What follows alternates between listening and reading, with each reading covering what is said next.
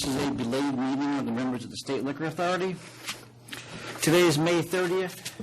Present today are Chairman Bradley, Commissioner Ford, General Counsel Riano, Deputy Commissioner of Licensing Held, and myself, Secretary Donahue.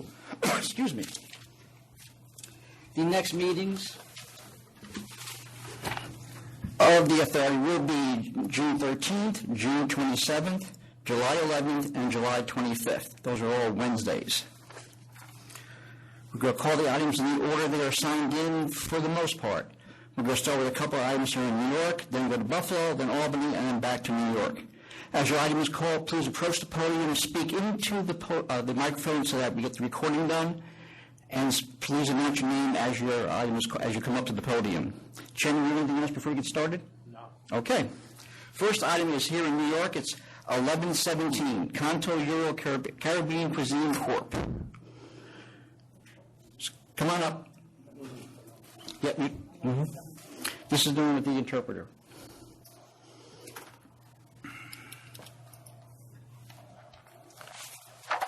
No, up there.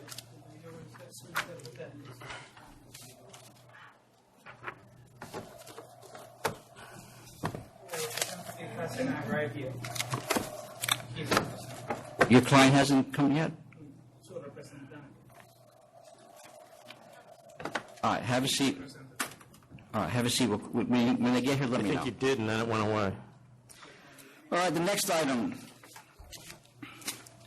Mr. Mayor, 1116 East Coast Fish Market, Inc. Morning, Martin Mailer, Buscemi. My client. Coming up here. This is an application for a restaurant wine license. It was before this board in October of 2016. It was approved by this board in October of 2016. There were unforeseen delays relating to the C of O. I see there's opposition. Do you want them to go first? Sure. Okay. Come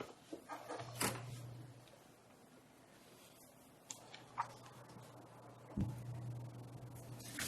Hi, my name is Clint Smeltzer. I am the Vice Chair of the CB3 SLA Committee.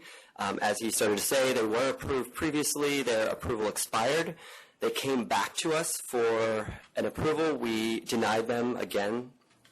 They were asking for additional hours later than your original approval, and they asked for an open facade, which you specifically denied them when they requested it the first time. So we are simply asking that it be, if it is chosen to be approved again, that you issue the same stipulations and conditions that you did the first time on the original approval. So are you implying that besides those two changes, the board it was acceptable otherwise? No, we still denied it outright. We're just saying if you choose to approve it again, okay, that you put the same conditions on that you did the first time. Okay.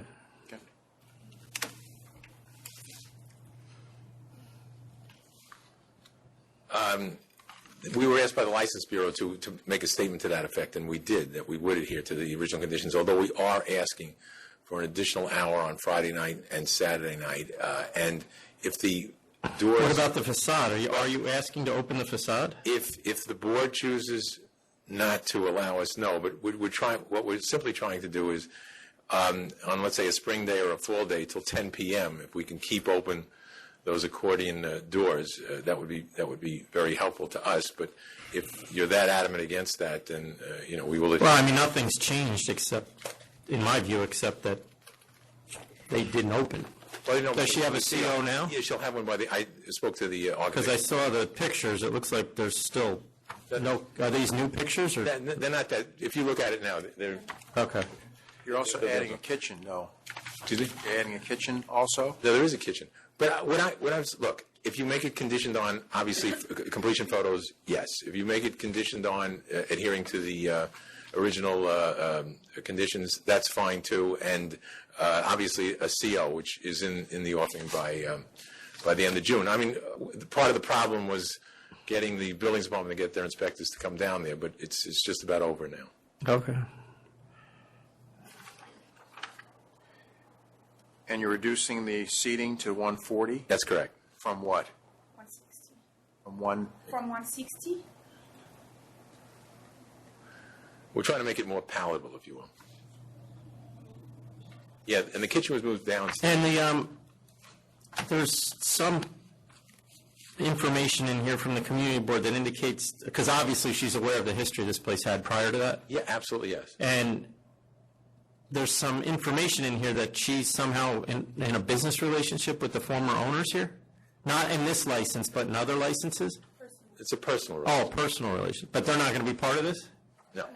They realize, no, they're not, no. Who owns the building? He owns the Yeah. The same conditions existed in October. of I know. Okay.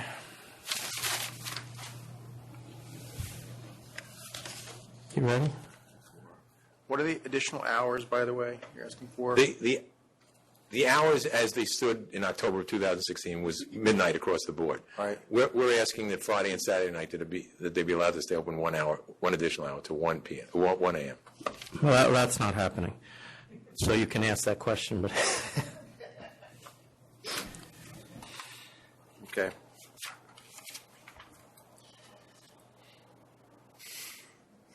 you ready? Yes. Wait a minute.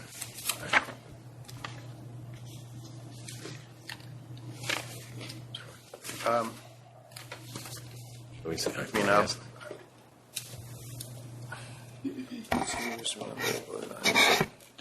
So no to the closing times, additional closing times, no to the facade. I guess that leaves everything pretty much the way it is, isn't it, or what? Yeah, I'll vote to approve the way, with all the stipulations that were in place last time. All right. Thank you very much. Next item, 1028, Barlight Enterprises, Inc. Is you, Mr. Mueller? All right. I don't know. Yeah. Could one of you come up and... All you have to say is accept. Come on, this is speed round. We started late. It doesn't mean you guys get this started. I don't know what I'm accepting. Okay, 6,000 CNC, we'll take it. I put this offering? You want to put it off? No, did I put, I thought these were Mr. Mailer's cases, but they're yours. So why do you have a seat for you? Have a seat. Accept? Don't go too far. Okay, we'll call 1117 back. Canto Euro Caribbean Cuisine Corp.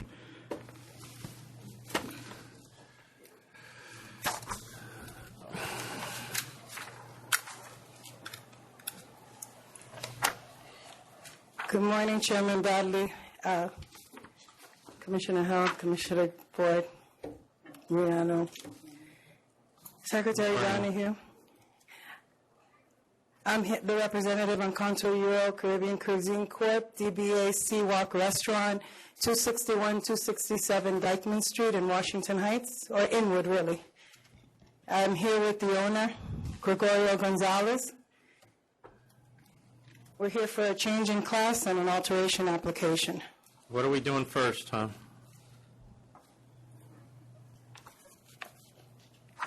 No, there are two... We're doing the change in method of operation first? I'm sorry. So it's 1118 and 1117. Sorry, the two numbers. Okay, go ahead. First of all, it's a privilege to be before you on the present application for Contour Euro, which I'll just call Seawalk Restaurant to make it shorter. We're presently a restaurant wine license requesting an upgrade to full liquor on premise.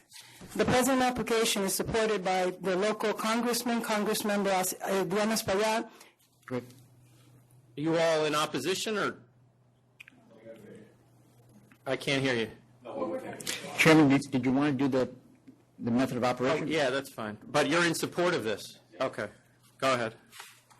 The present application is supported by Congressmember Adriano Espaillat, Councilmember Idanis Rodriguez, Senator Marisol Alcantara, and every elected official in the district. Congressmember Espaillat particularly had his concerns, and he had a moratorium in Inwood and Washington Heights, and he's been the most vocal against more on-premise licenses, particularly on Dykeman Street. And he's in support of this application because of the applicant before you and his operation. Councilmember Espaillat used to sneak in, and when you knew he was there, that's when you knew he was there. He went and checked the location, the food, the method of operation, and particularly the representations made by the applicant, and they were all satisfactory to his satisfaction. The applicant also has met with the 34th Precinct, received no complaints or concerns regarding patron safety, noise, or quality of life in the area and in the district. The applicant has worked and partnered with local agencies, the Manhattan Business Improvement District, and other community agencies to offer what he promised: cooking classes, community events, and events supporting local causes in the area, particularly children's baseball leagues and the Marinas Boating Initiative. The applicant has offered an exquisite seafood selection for all neighborhood and patrons and clientele. Everything the applicant has promised, he has delivered. We have some present members in the audience in support of the application, if you'd like to hear from them. This council member was scheduled to be here, but due to conflicts in calendar, he could not be present. The applicant has also met with Community Board 12 in a 24-7 vote, or an overwhelming majority in support of the Sidewalk Cafe, the present alteration application, and the change in class to full liquor. There are some issues with the stipulations drafted by Community Board 12, and I know that they sent yesterday the changes to the stipulation to Commissioner Held. I just wanted to highlight some of them, particularly with reference to the Sidewalk Cafe. The Sidewalk Cafe was approved by Community Board 12, the true voice of the community, and some letters were sent by some 3 or 4 objectors to the Sidewalk Cafe and its operation, and they're wrong. They were approved as the Community Board stipulation has self-corrected itself and been forwarded to you. Because I have a March 17th community board that says no sidewalk cafe. And what's that say? And I sent you something yesterday as well. For a second. Actually, I may have it here. Error regarding the sidewalk cafe stipulation. Instead of restricting a sidewalk cafe operation, the resolution should have stated that there is no restriction regarding sidewalk cafe operation and extending liquor license to. In addition to that error, they notified Justice DeLuglio that was the case, and in his 500-foot hearing... That's funny that because I read the ALJ's opinion, and he obviously had some issues with this. And a lot of the issues he had was your failure to respond to him. I didn't. I was waiting for the community board, and as you can see, we received their correction, their auto-correction, because they have a protocol to follow. He asked you to file a memo of a public interest statement. In fact, he directed you to, and you never did. I refused to file the memo until I had the information from the community board. That was about one issue. You were asking for a method of operation change on a number of different issues, Correct. which the community board had already weighed in on. Correct. So you couldn't file that and say, I'll wait and get back to you on the last one? Well, I thought it was specific. No, when it was my understanding with Justice DeLuglio that it was regarding the sidewalk cafe. You didn't do it. It was regarding the sidewalk cafe, and until I had that information from the community board, which I showed him, and he still wanted me to go back to the community board, I didn't feel qualified to say. Did you read his opinion? I never get them. I don't know why. Well, that's not what his opinion says, that it's just about the sidewalk cafe. That doesn't help your client, and it doesn't make me think well of him either. The fact that you were directed to do something by the ALJ at the 500-foot hearing, which I rely on significantly, and you presented nothing. I presented to him the stipulations for Community Board 12, and I showed them that they were incorrect, and he still asked for it, so he said, let me go back to the community board, and that was during the hearing. I don't know about these other stuff, because I try to get information, but when I get it here at the hearing. That's when I get the reports. We never get the reports from Justice DeLuglio in a timely fashion. Mr. Tavares, you know what he asked you to do, and you didn't do it. We just leave it there for the future? Correct. It will not happen again, Chairman Bradley. Mr. Tavares, in the future, you can ask for the copy of the report. I've asked for copies of reports of several things, and I haven't gotten. Particularly this is when I got it yesterday at 4:35 p.m., and I forwarded it to the office. Why does a restaurant that's supposed to be a nice family restaurant need a DJ and live music until 2 a.m. at night? Well, I sent in the applicant's public interest statement for your review and consideration, and I also have the applicant here to explain that. Again, this is the Dyckman Strip. This is what our clientele is asking. Which we get more complaints about, except for the East Village and the Lower East Side. You don't get complaints from But we Sea get Walk more Restaurant. complaints about the number of bars that are on that strip, with DJs and the number of people milling around, because of just the ambient noise. So don't tell me that that's the way business is done on the Dyckman Strip, because many of the people that live there don't like it. The issue is the people who are objecting to this, and you heard from the community board, they are the true voice of the community. There's 3 women that we have begged to meet with so that we could deal with some of the issues. I don't think that that was the intent of the legislature, that we beg 3 women to meet with us who continuously object to every single license on Dyckman. We're never gonna have a license if that's the case, and every Latino business is gonna be gone, because this is their agenda. And I don't think that's the intent of the legislature, Chairman Bradley. Really. We begging her on the phone until a Memorial Day weekend when they wanted to meet. You have been in this room since I've been here for 3 years. You're Yes. generally in here at least once a month. Correct. Every person that comes in here, regardless of the background, that wants a DJ in a family restaurant, I ask the same question to. You do. So don't sit there and tell me that there's a racial component to this or anything like that. These bars that are causing problems turn into clubs at night. I'm not saying your client's going to, but that's what the general consensus is when we start doing these things and give extended hours. Well, we've put this restaurant through enough, I think.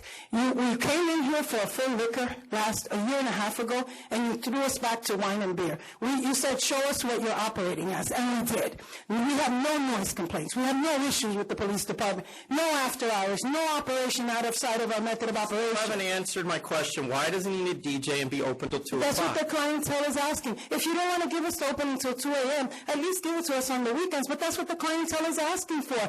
I sent you pictures of the Sidewalk Cafe and the restaurant empty. Nobody goes in there because they can't get liquor and they can't get what they're asking for, control over their music. We have not had a sound complaint. He spent $50,000 in soundproofing. We're not bothering anybody. Our licenses, when they're granted, are ours to lose. We have a really hard, and he's watching right You're now. not the only one who sent pictures. Correct. Community board, Can you come and take a look at this? sure.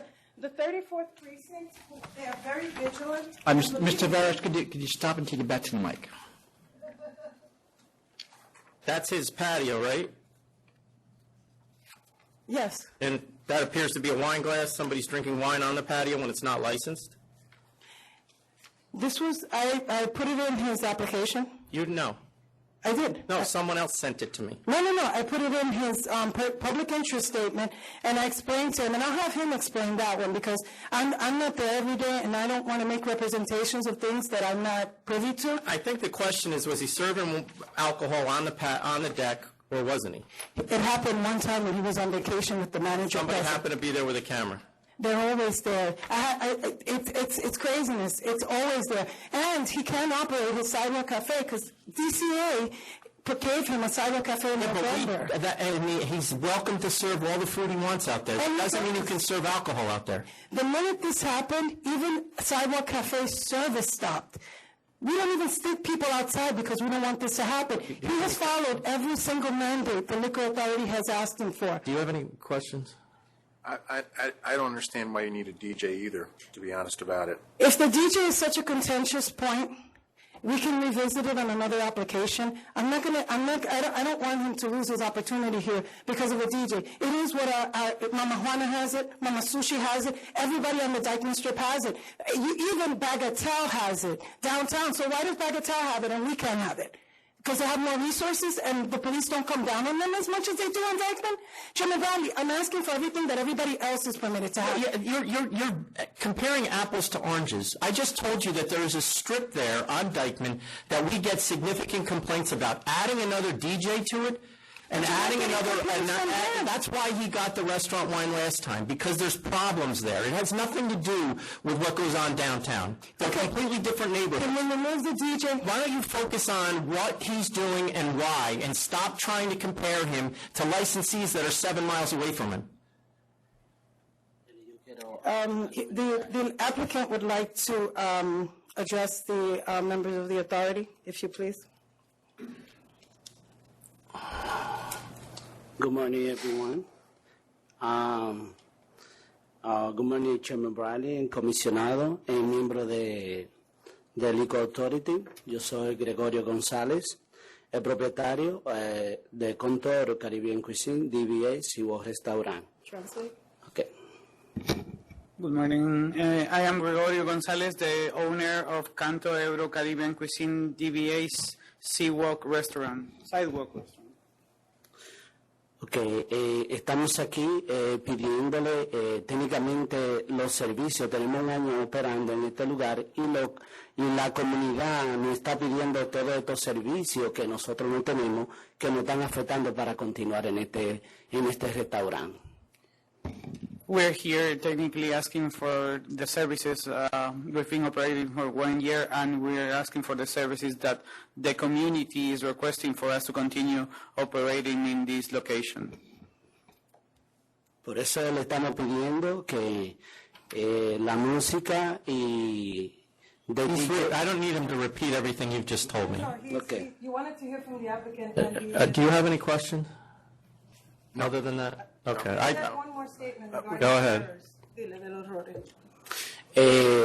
Como ya Aurelia ha dicho todos los problemas y lo que estamos exigiendo, yo personalmente pido delante de aquí, de los jueces, excusa o perdón por un error que cometimos, por una falta de comunicación operando este lugar. Nosotros garantizamos que nosotros hemos hecho lo que hemos prometido en este local. Y si les repito, si cometimos algún error, nosotros pedimos excusa y aquí están todos los miembros que trabajan con nosotros y por eso les invité para que ellos entiendan la responsabilidad que cada uno de nosotros tenemos aquí operando este negocio. As Aurelia already explained, we're asking what we're going to do, and if at some point we made some mistakes or we had any issues, we're apologize for that. And as you can see, I brought in all the members of my business so that I can understand that what we are asking for and the importance of it, and we once again apologize for whatever mistake we have done before. All you folks over here are here in support. Yeah. Could I ask you just all to come over here and put your name on the record, please?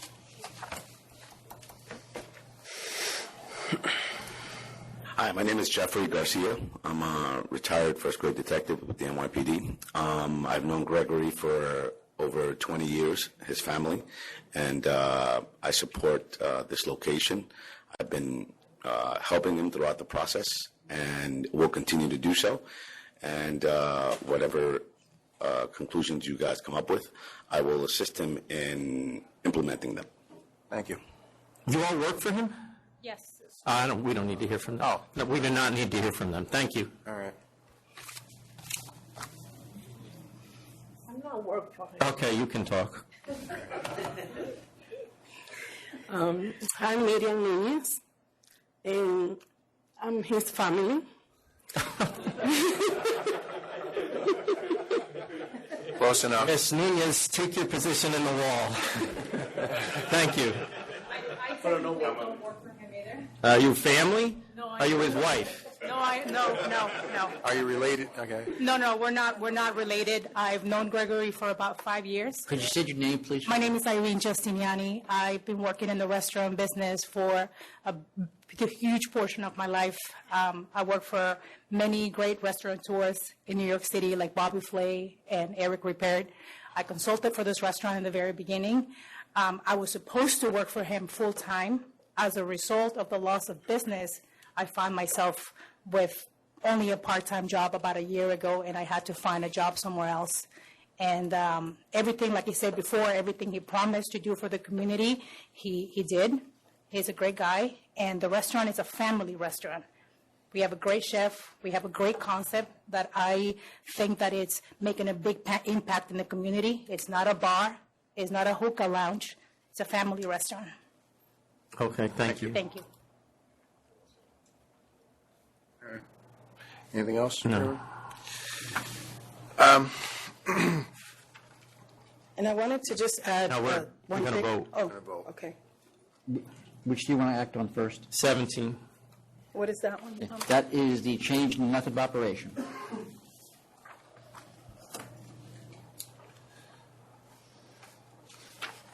Let me just grab a pen. 17. I thought we were doing the other one first.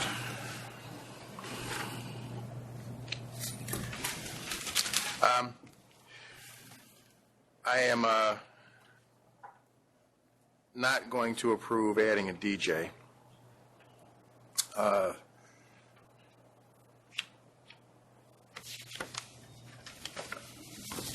Or live music at this point.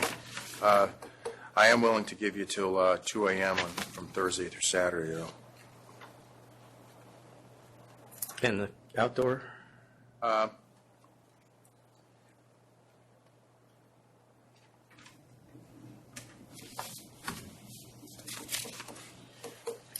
Yeah, I don't have a problem with the outdoor either. I mean, everyone else on Dykeman Street is. So, that's my decision. See where he stands. No, I'll agree with him. So no DJ, no live music, 2 a.m. Thursday through Saturday, and the outdoor is okay. And the other days of the week, Chairman Bradley? The hours that you're closing now, which is 12, right? Jackie? Yeah. One. No, te está cambiando de jueves. Te está cambiando de jueves a sábado hasta las 2. Yeah, so midnight, Sunday to Wednesday, 2 a.m., Thursday, Friday, Saturday. A las 2, jueves, viernes a las 2. You move on to ¿Cómo está? A las 2. class change? Yep. As far as the class change goes, I mean, you've got the support of all your local officials. You've got the support of the community board. I don't have a problem with that either. You have a pretty clean record since you opened, so I don't have a problem with that either. I would vote to approve that. At some point in this application, you talk about having 25 security guards, and then, That's the mistake of the stipulation. It's very messy. so how many well, that's not the only messy thing in this. How many security guards are there? There's, we have cameras and we have security guards only on the weekends if necessary. How many, though? One for every 70 people. So just to usher. All right, I'm going to approve, Subject to the other conditions you just yes, but require that there's 2 security guards Thursday through Saturday, Dos seguridad. no matter how many people. And anything over 70 is going to require additional security. Say that again, Chairman Bradley? 2 security guards Thursday, Friday, Saturday night, mandatory. Then once you hit 70, you start adding one for every 70. Yes. And the hours are what we already decided. Okay. Thank you, members of the authority. But wait, hold on. Oh, sorry. He already voted. Yes. On this one? With those conditions that the chairman, okay. Yes, sir. All right. Ya tú sabes, security guard, jueves, sábado. All right, you're set. Thank All right. Yay! We're going to move to Buffalo now. First item there is 1020 East Ferry Food and Deli, Inc.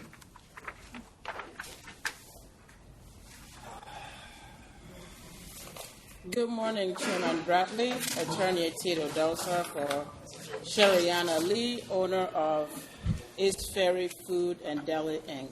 So this guy he bought this business, he availed the license for 3 months. We took it away, now he's been without a license for a year. Is that correct? That's correct. And you're asking for us to reconsider the licensing board's disapproval of his application for a license? That's correct, Chairman. All right, he's been without a license for a year. I'll send it back to licensing. I'm granting the reconsideration. Ditto. Thank you. Thank you. You're welcome. Next item in Buffalo is 1014 P&H Petroleum Corp.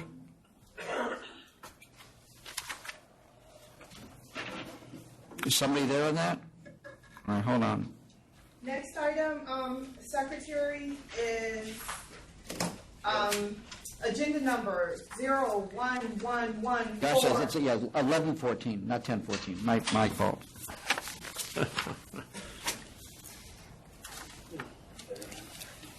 Caleb LLC, Section Medical. Yes. Hit the board members for comment. Yes, I will. Thank you very much. Counselor, you're moving forward without the interpreter, right? Yes, I am. My client does speak English. I think it would have been more comfortable with an interpreter, but he's paying rent on a new location. He's interested in trying to expedite this process as quickly as he can. So that he's indicated, and he does understand the process. Yes. Why is he moving? He's moving because he's been successful, gentlemen. He's got a new location with more space, just a couple blocks away, about twice the size, and that's why he's moving. He's actually moving west, further from the closest store. Is that correct? Yes, that is. It's a couple blocks west on Main Street. All right, I'm good with this. Yeah, I'll approve. The 4 closest stores remain the same, I believe, and while he is getting a bigger store, he's really not going to affect this demand or the supply of alcohol in a significant way. So I think there is a public convenience to allowing him to get a bigger store. Well, thank you very much for your consideration and your time. You're welcome. Michelle, I have nothing else in Buffalo? No, there's no other items in Buffalo. Okay, we're going to move to Albany. Next item, 1113, GKSA Partners, LLC. Good morning. My name is... Hold on 1 second. Say that number again. It's 1113. I got it. Okay, go ahead. Okay. Good morning. My name is Karen Greco from Glenn Kibista & Associates. I'm here today representing GKSA Partners, LLC. They have a pending application for a liquor store located at 220 Harborside Drive in Schenectady. Last week, we forwarded some information to the authority in support of this application, as well as a statement from our clients indicating that they were unable to attend and that they are searching for a manager for this location. Is there any opposition there? Yes. Yes. Well, before you hear from... Oh, go ahead, opposition. Hi, good morning. My name is Michael Simone. I own Phil Engelbart's Liquor Mart located on 511 Union Street, which is about 0.6 of a mile from GSKI. So basically, I just wanted to kind of point out that the market is pretty much saturated with wine and liquor stores at this time, and we currently have 23 wine and liquor stores within a 5-mile radius of my store. And we also have many stores surrounding this store here that certainly offers the consumer at this time full variety of all products. And I just don't see that there's another need in the market for another liquor store. And also I'd like to point out that Erie Wine and Liquor was picked up their license back in March of 2016, and I think they were open for a year and they closed, and that store was 0.3 of a mile from my store. So basically, I just wanted to point out that the market is saturated with wine and liquor stores at this time. Myself, along with the other liquor stores surrounding this location, feels that there's no need at this time, and that's it, really. Thank you. Thank you. Which store was yours again? Goose Hill? Phil Engelbart's Liquor Mart, located at 511 Union Street. It's been there since 1946. Oh, all right. All right, thank you. Thank you. Thank you. Jackie, where was the one that shut? The one shut, I think it's talking about Erie and Lucy? Erie Boulevard? Wine and Liquor. The Erie Wine and Liquor, that was on Erie Boulevard, another district. Go ahead. 1321, you said? Go ahead. Oh, that was I'd be more than happy to answer any questions that you may have. If I'm able Well, to do you so. heard the opposition state that the area is saturated with liquor stores. The sales would indicate that he's correct. So what are you bringing that they don't provide already? The location of the liquor stores within the new casino area, there are, if I could just refer to my notes, please. So there's been a 60-acre development happening with the Rivers Casino and Resort. There, in addition to the resort, there's apartments, condos, townhouses, as well as a couple of hotels bringing more tourism in.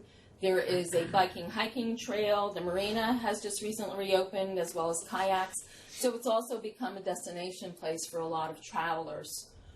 The buildings that are there, in addition to office and retail as well, I think equate to about 100,000 square feet of business. So there is an influx, even though in the past sales may have been down in the area, that the area has grown dramatically in the past 2 years as a result of this new development. But they're all transient because the population numbers show a decline. That's true, but between the apartment, condo, and the townhouses, there's approximately 300 new residential units right in that immediate area on this property. And where are your clients? They have full-time jobs down in New Jersey and weren't able to attend today. So who's going to manage this place? They have been, if you look at their statement, they have been diligently looking for a manager, a full-time manager for during the week. It is in their intent to come up on weekends, alternating weekends, but they have been diligently looking for a manager for during the weekdays, and they have been unable to find one up until this time. And where do they live? In New Jersey. So where they're going to come up on weekends and stay at the casino? Possibly, or an apartment or a motel. They did not share that information with me where they were going to stay. Mr. Patel owned a store in Catskill? Yes. What happened with that? That I do not know. He was removed, right? Yeah. He just sold it. So you don't know why he sold it? No, I do not. Do you know if his family owns liquor stores in the area? Not that I know of, no.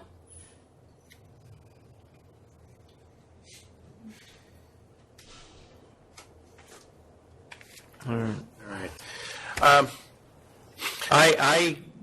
Are you sure of that? That they don't own Yes. liquor stores? Yes. I am I'm pretty confident that yes. I know that the Patels are a large family. I know that our office represents quite a number of them. But he's not related to them. As far as I know, no. Okay. So they're in New Jersey, but they couldn't come here to New York for a hearing? Correct. Their jobs did not permit them today.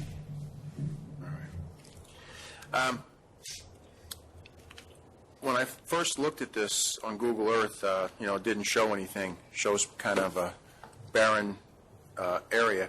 So yesterday morning on my way down here, I drove through there just to get a better idea of it. And you didn't go to the casino, did you? I didn't go into the casino. I went right up to it and drove by it, and I took a look at all the condos that are there and the Courtyard Marriott and all the construction. And it's without a doubt a whole new little sub-city being built there,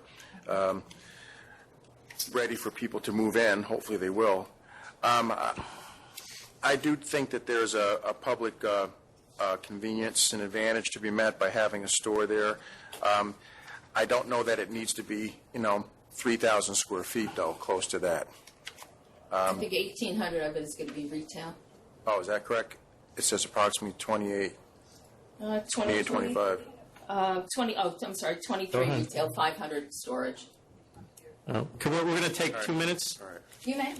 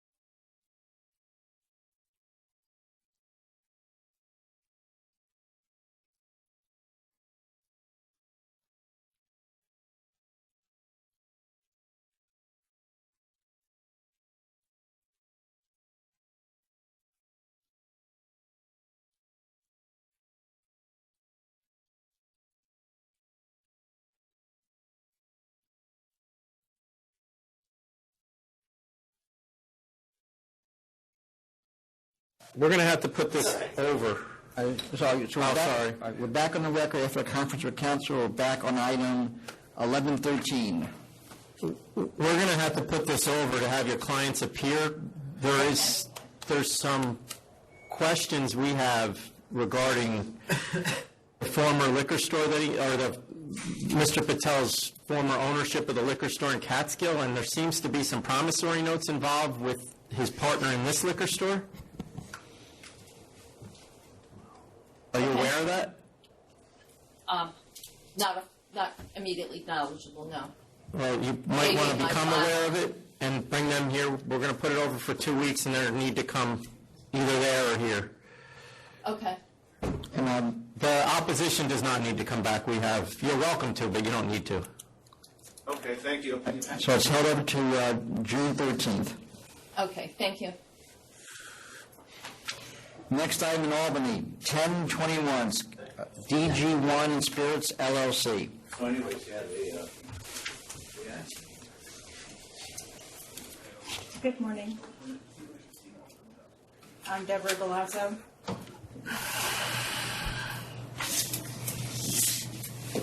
For DG Wine and Spirits. Is there any opposition there? Yes, there is. Can we hear from them, please?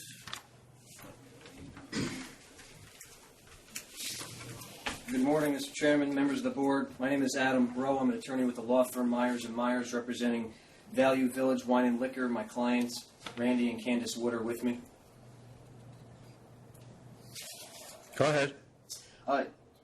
We oppose this application for three main reasons. One, because the public itself specifically doesn't want it. Two, because of the proximity would have severe financial detrimental effect on my client's store, which is in fact a burgeoning business, only open for less than 2 years. And three, based upon precedent established by this board back in 2015 when it denied a similar application to the Apple Barrel LLC in Schoharie. As far as the public having spoken, it has spoken directly through a petition with over 300 signatures with addresses, letters to the editor and local newspapers. I believe at least one small business has submitted a letter directly to the board.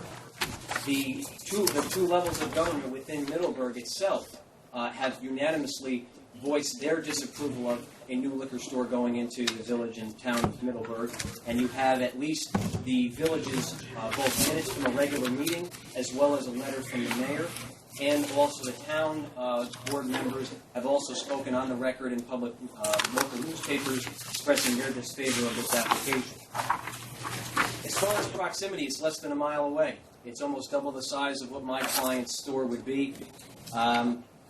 It's in a new shopping mall with a long-awaited grocery store, so obviously it will be provided a great deal of foot traffic just based upon that advantageous position.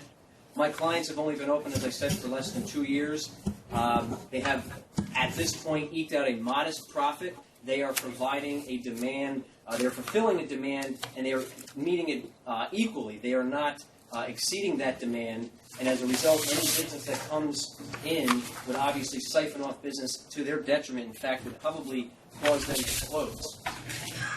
There's a small community in Middleburg, about 3,500 people, but really only about 70% of the people are of even drinking age. So if you remove that 30%, you got about a 2,500 to 1 ratio between people in the store.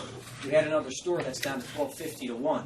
That's an extremely low ratio based upon precedent before the board. And finally, just to recap, in 2015, the board denied a liquor store license to the Apple Barrel LLC, serial number 2200153, which is 7 miles from my client's store in Schoharie. So based upon those three main points, we definitely oppose this application. Thank you. Thank you. Do you have any questions for my clients? No. Okay, thank you. There's more opposition, Chairman. Okay. Eric Goodrich, Erie Valley Wine and Liquor. Not much I can really add to that other than we don't really have the sales in these small towns, so I'm not going to waste too much of the board's time. If you guys have any questions, nope. Answer. Thank you. Thank you.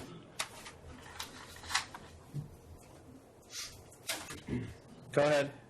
I never received copies of any of the petitions. I've never been notified. Can you put your by name on the record and tell us where you're from? Deborah Galasso of BG Wine and Spirits LLC. Okay. I have never received any petitions, copies. I have never received any information from their village or town boards. Well, we did. You didn't know about any of that? I mean, I don't know that they, I think, must have been responding to your notice. But they are adamantly against it. Can you tell us why Middleburg needs another liquor store? I saw an opportunity when the new development went up with the grocery store. There's a pharmacy that just reopened, a laundromat, and now a barbecue restaurant is opening, as well as a fireplace, stove, hearth business moved from across the street into the same plaza. With the new grocery store and the foot traffic that it entails, it's a good place to put a liquor store. And you're telling me you didn't see any of the letters to the editor in the newspaper that were against you? I don't subscribe to the Times Journal. Do you live in Middleburg? I live in Summit. I live in Schoharie County. I live in Summit, New York. Because there's about 4 or 5 long letters to the editor. I'm surprised that someone wouldn't have mentioned that to you. I never But it doesn't really matter. read the paper. I'm ready to vote, Chairman, if you are. I'm going to vote to deny. I mean, the village is against it. And it is such a small community. I'm not saying that the location that you picked and everything probably isn't a good spot from your perspective, but I just don't see the need for it, and I'm going to go along with the opposition for it as well. I'm going to deny on the same grounds and also add that we did also deny an application in 2015, which was in the same general area and would be one of the 4 closest stores. So we are being consistent in that regard. Okay. Thank you. Sorry. Sorry about that. The next item is 1009, Caballeros Cucina Ltd.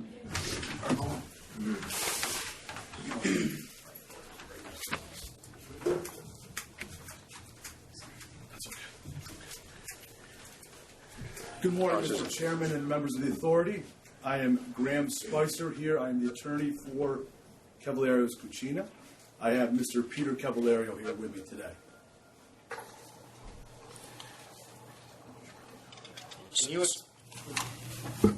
Can you try to explain to us what occurred here? Well, obviously, the board is aware of our no contest plea, Your Honor. I'm sorry, Mr. Chairman. It's a difficult thing to explain, for sure. The initial application was made in the 2002-2003 timeframe when Caballeros was moving from the Eastern Boulevard location to the Massey Street location. At that time, Mr. Caballero used a local woman to help complete the application. There was the entrance to the building, there was a gift shop that was there before, and which was, the entrance to that building had to be changed, I believe, subsequent to the application. The entrance had to be changed due to for the accommodation of wheelchair, making it wheelchair accessible. And I think that was what brought it within the 200 feet from the original port to the port of the church next door. Have you been to it? Yes, I have. You can walk around this entire church and it's within 200 feet. Sir, I did. This was a blatant misrepresentation. There's a clear question on the application that says if you have a thought that this is within 300 feet, you're supposed to be checking that box so somebody can go check it.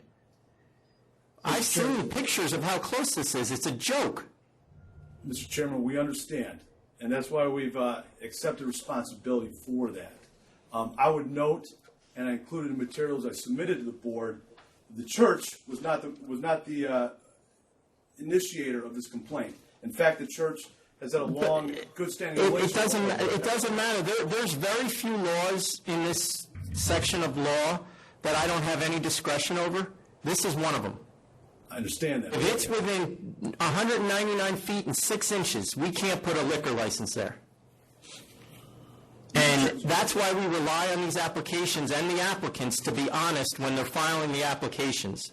The fact that you're going to sit here and tell me that it was because of the door they were using when I've seen pictures of this place is just not accurate. Sir, the door, the entrance to the original structure was entirely on a different side of the building. It doesn't matter. We sent an investigator out. The furthest that this church is from this restaurant is 110 feet, no matter how you measure it. I understand that, Mr. Chairman, but the door, look, as I said before, there was some sort of misunderstanding that occurred at that time. Well, so tell me why I shouldn't close them. Well, there's an exemption that's since been granted by the governor. First of all, well, it doesn't. First of all, it's not an exemption. It means that somebody else could easily open a license there, but he violated the law, and in my estimation, it was intentional. So I can take the license. So tell me why he should remain open. Mr. Chairman, this is a restaurant, a family restaurant that's been in business in some capacity since 1996. There is, other than the issue before the board presently, they have a completely spotless record. They've enjoyed a good relationship with this neighboring church. It is a restaurant that is a family-owned fine dining restaurant.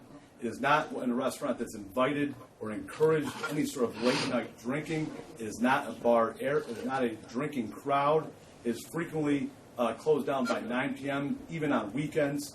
It has been Mr. Cavallerio's restaurant and his wife's restaurant, like I said, for the better part of 20 years, Mr. Chairman. He has a spotless record. He himself, Mr. Cavallerio, has no previous convictions. I don't believe, to my knowledge, there's been any other citations or incidents as far as fights, drinking, noise complaints, what have you. In that respect, Mr. Chairman, I would request that you not take that action of closing down this business. Well, that's the normal course in these cases. And just for clarity, counsel, they do not have a spotless record. There is a CNC for a renewal issue in 2009. Okay. All right, what do you... So, since the governor signed a carve-out for you?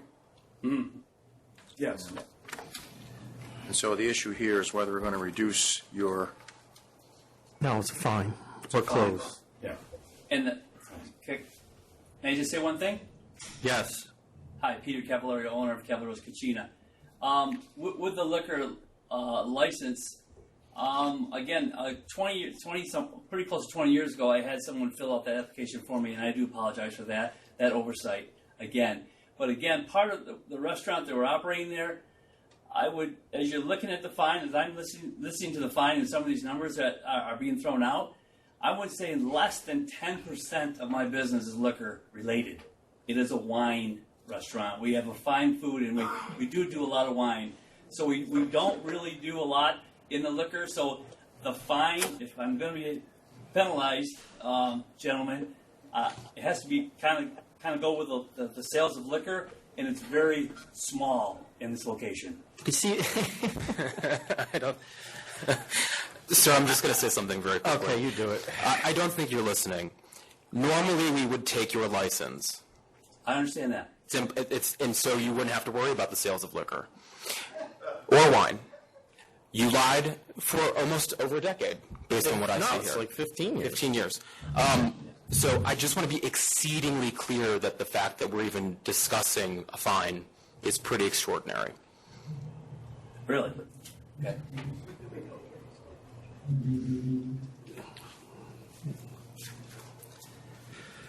Okay.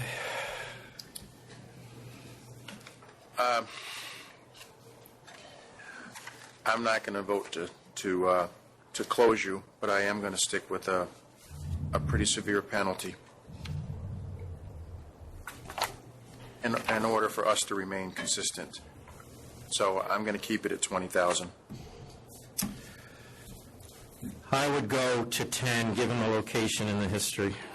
Other than this rather large screw-up, I'll give them 10,000.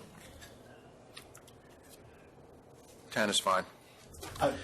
Mr. Chairman, I would note that an offer was previously communicated by counsel's office of $7,500. And it would have been 10 anyway. Those have to be approved by us, and we just told you what it was. It probably would have been helpful if you had accepted that, though.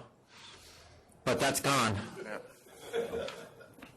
Thank you. Mr. Chairman. The next item in Albany, 1031, American Craft Brewery, LLC. What is it? Oh, 1031. 1031. Good morning, Chairman Bradley, Commissioner Greeley, Council Riano. I'm here on behalf of American Craft Brewery with respect to the CNC that was offered up by American Craft Brewery for the brand label violation. And Council Yogi, I just want to note for the record that obviously I appreciate all the work that you and my office, and myself directly have put into trying to come up to a resolution for this matter. And I have reviewed, obviously, your submissions regarding fixing of the process, and I definitely look forward to working with you. But I see significant changes that have been put into place, and I look forward to furthering those discussions as necessary. But I just wanted to say thank you to you and your client for the last few weeks of making this come together. Thank you. I appreciate all of your help, as well as Council Bill Brennan. The SLA has been tremendous in really working this through very quickly, so we appreciate everybody's time. So now that the Love Fest is over, I haven't seen a compliance failure of this magnitude since I've been here. Can you explain to me how this happened? And to the extent that it happened, after we actually notified the company that it was happening. So Boston Beer was undergoing a bit of a transition in 2016. The general counsel at Boston Beer had retired. The senior counsel was moving into the general counsel role. They had temporary workers in place handling all of their brand label registrations, among other regulatory matters for them, while they got a new team in place. At that same time, the brewery opened. They opened Angry Orchard Cidery. They had decided to discontinue using DeCrescente as their exclusive brand agent, and decided to brand label all of their products under either the brewery or the cidery. Unfortunately, the products that had been labeled by DeCrescente, for whatever reason, all just a circumstance of a multitude of different things happening at one time, those labels fell through the cracks. Into the millions of cases? I mean, we're talking about almost 6 million cases. I agree, and Boston Beer agrees that this there was no audit procedures or anything in place to ensure that this wasn't happening? There was not at the time, because Boston Beer did not brand label its products up until that point in time. The products were always brand labeled by DeCrescente. It was only when the brewery and the cidery opened that they decided to start doing it themselves. And all of the new products that they were introducing at that time were, in fact, brand labeled under the brewery or the cidery. It was those products that had been previously registered by DeCrescente that fell through the cracks. And then we, I believe, correct me if I'm wrong, but I think our brand label department notified the company that this was occurring, and we got no response, and then it just continued? My understanding from... Is that correct, or am I wrong in that? No, we did speak with them. Yeah. And it continued after that? Yeah. Okay, go ahead. My understanding from General Counsel Tara Heath was that when they were in the process of brand labeling some of their new products that they would be introducing into the market under the cidery or the brewery, at that point the brand label unit did reach out to them to question why they were brand labeling these products and what was going to happen with the other products that were labeled under DeCrescente. Admittedly, Tara was consumed with other issues at that moment in time. She overlooked what the brand label unit had pointed out to her. When those labels then came up for renewal in June, she had really forgotten what the brand label unit had reached out to her about in March. Well, that's expensive. I agree. And now there is a compliance Yes. procedure in place? Yes, absolutely. Okay. They have an entire team in place now. They have a procedure in place where all members of the team are notified 90 days and 30 days, again in 30 days, in advance of a renewal. So they have plenty of advance notice that a renewal is coming up and they need to file the paperwork. And this CNC is only 10 charges, but it does not reflect anywhere near the number of charges we could have on this. So this, No, Chairman. while this is a large penalty, the prospective penalty could be 10 times that amount? 100 times this amount. Okay. I'll accept $975,000. As negotiated with counsel, I will accept as well. Thank you. I love New York, yes. Della, I have nothing left in Albany, is that correct? There's nothing more in Albany. Okay, we'll go back to New York. Mr. Buscemi, you're up. 1051 M&M Wine Spirits, Inc. You get to follow that.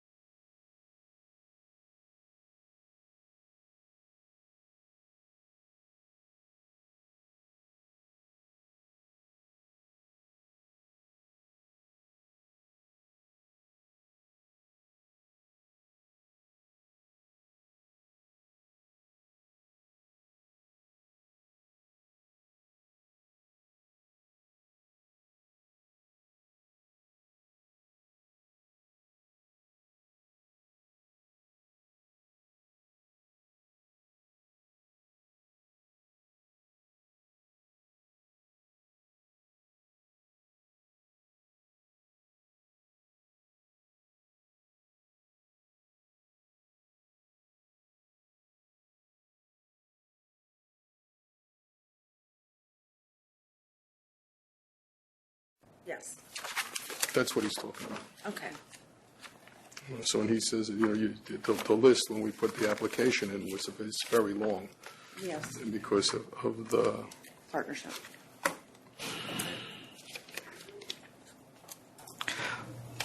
Okay, Mr. Diano, I think we're back on the record. A lot of beer and wine places. Okay. So let me just backing. I'm Kevin Dano. We're here.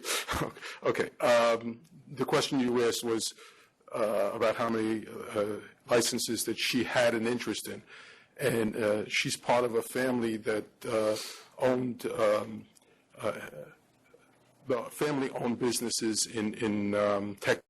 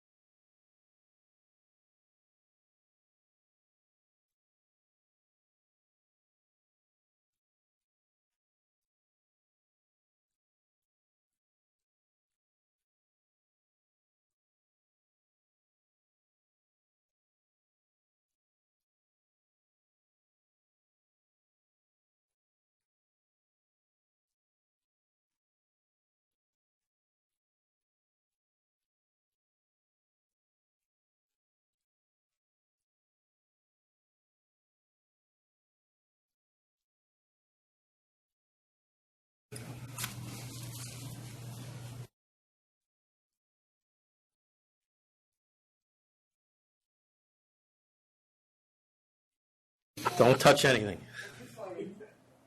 They'll edit it later.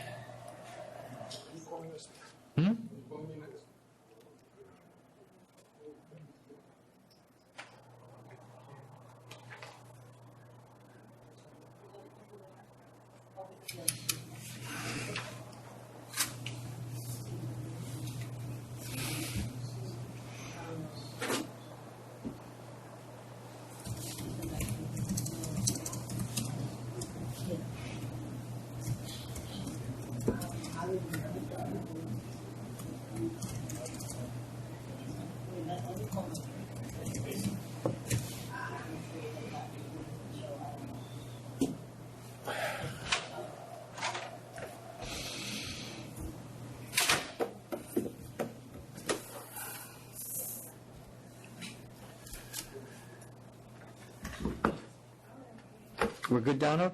All right. Okay, we are going back on the record. And the next item is 1063. This is a proposed advisory regarding combination packages. Kevin Dano for Empire Merchants.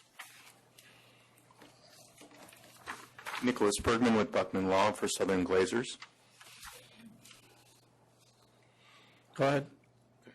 I'm here to oppose the change in the advisory.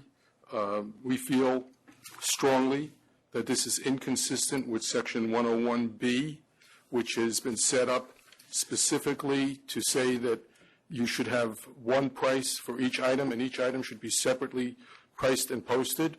The Liquor Authority has in the past made an exception for, first they made an exception for supplier-made combination packages, and that were pre-wrapped and came in as an item, and that was consistent with the statute because it created an item. And then the Liquor Authority expanded it a little bit by saying, we don't want to make it too difficult. If the distributor can put it together and make one case for the retailers, we'll allow them to make one case. If they make one case, they have to offer it to any retailer that wants it, and make a case if any retailer doesn't want, if there isn't a case available already. And that is still consistent with the statute because it was only intended to allow the introduction of a new product into the retailers and get them an opportunity to try different products that they would not otherwise have an opportunity to try unless they had what is essentially a larger discount than they normally get without a quantity discount. And it was important that it was only one case because you could never have quantity discounts when you have one case, because one case is the minimum that can be a quantity discount, the minimum quantity. But now what they're talking about here is expanding it to 3 cases. And I'm sorry, the third thing that you did, and I say over my objections, was to allow loose bottle cases, which I argued would not be consistent with the statute because it didn't create an item. But you, Mr. Chairman, felt that that was a technical difference but didn't have a practical difference. And now, if you expand this to 3 cases, that technical difference becomes a very practical difference because now you have loose bottles floating around in cases. You have 3 cases, and what you're really doing is you're moving from an exception to allow for an introductory product to have a way to get into places and have small retailers be able to try a product. You're moving into something which is essentially family plan discounting, which is specifically what Section 101B was invented or... Well, so you think going from 1 to 3 cases is moving to family plan? It absolutely is. Absolutely. I mean, this is not... 1 to 3 is not a small thing. It changes everything, and it changes everything for a couple of reasons. One is because the way you have everything set up now, the discounts that you're allowed to do on a family pack is you have to take the lowest price you can get on each item in that and multiply it by the number of items in the box, right? But now, when you move from 1 to 3, you no longer are dealing with the lowest price against the lowest price. The lowest price against the quantity discount price. Now what you're talking about is I might have on some of those items, I might have a 1-case discount, I might have a 2-case discount, I might have a 3-case discount. It throws off the entire system, both the issue of whether or not you're pricing in a way that is forcing people to buy a product that they don't want. And you're also, you're throwing away the idea that I'm really dealing still with the statute 101B, which is stating that you're really supposed to have each item separately priced and separately available. And when you get to when you get past 1, well, under that argument, 1 is a problem too. One is a problem too. It's good for you guys because you get your introductory offers out there to the retailers, but at the bottom line, if you're going to sit there and say 3 is a problem under the statute, then 1 is a problem under the statute. 1 was a problem under the statute. 1 is a problem under the statute. There's no question about it. But it hasn't caused a problem. Because when you introduce, well, you weren't here when actually. But I was probably in high school. but I was, there was a balance that the Liquor Authority made, and that balance that they made was that there would be a way to introduce a single product, or new products into a retailer, but the statute 101B says yes, you can move from here, provided that what you're doing is not inconsistent with the intent of the statute.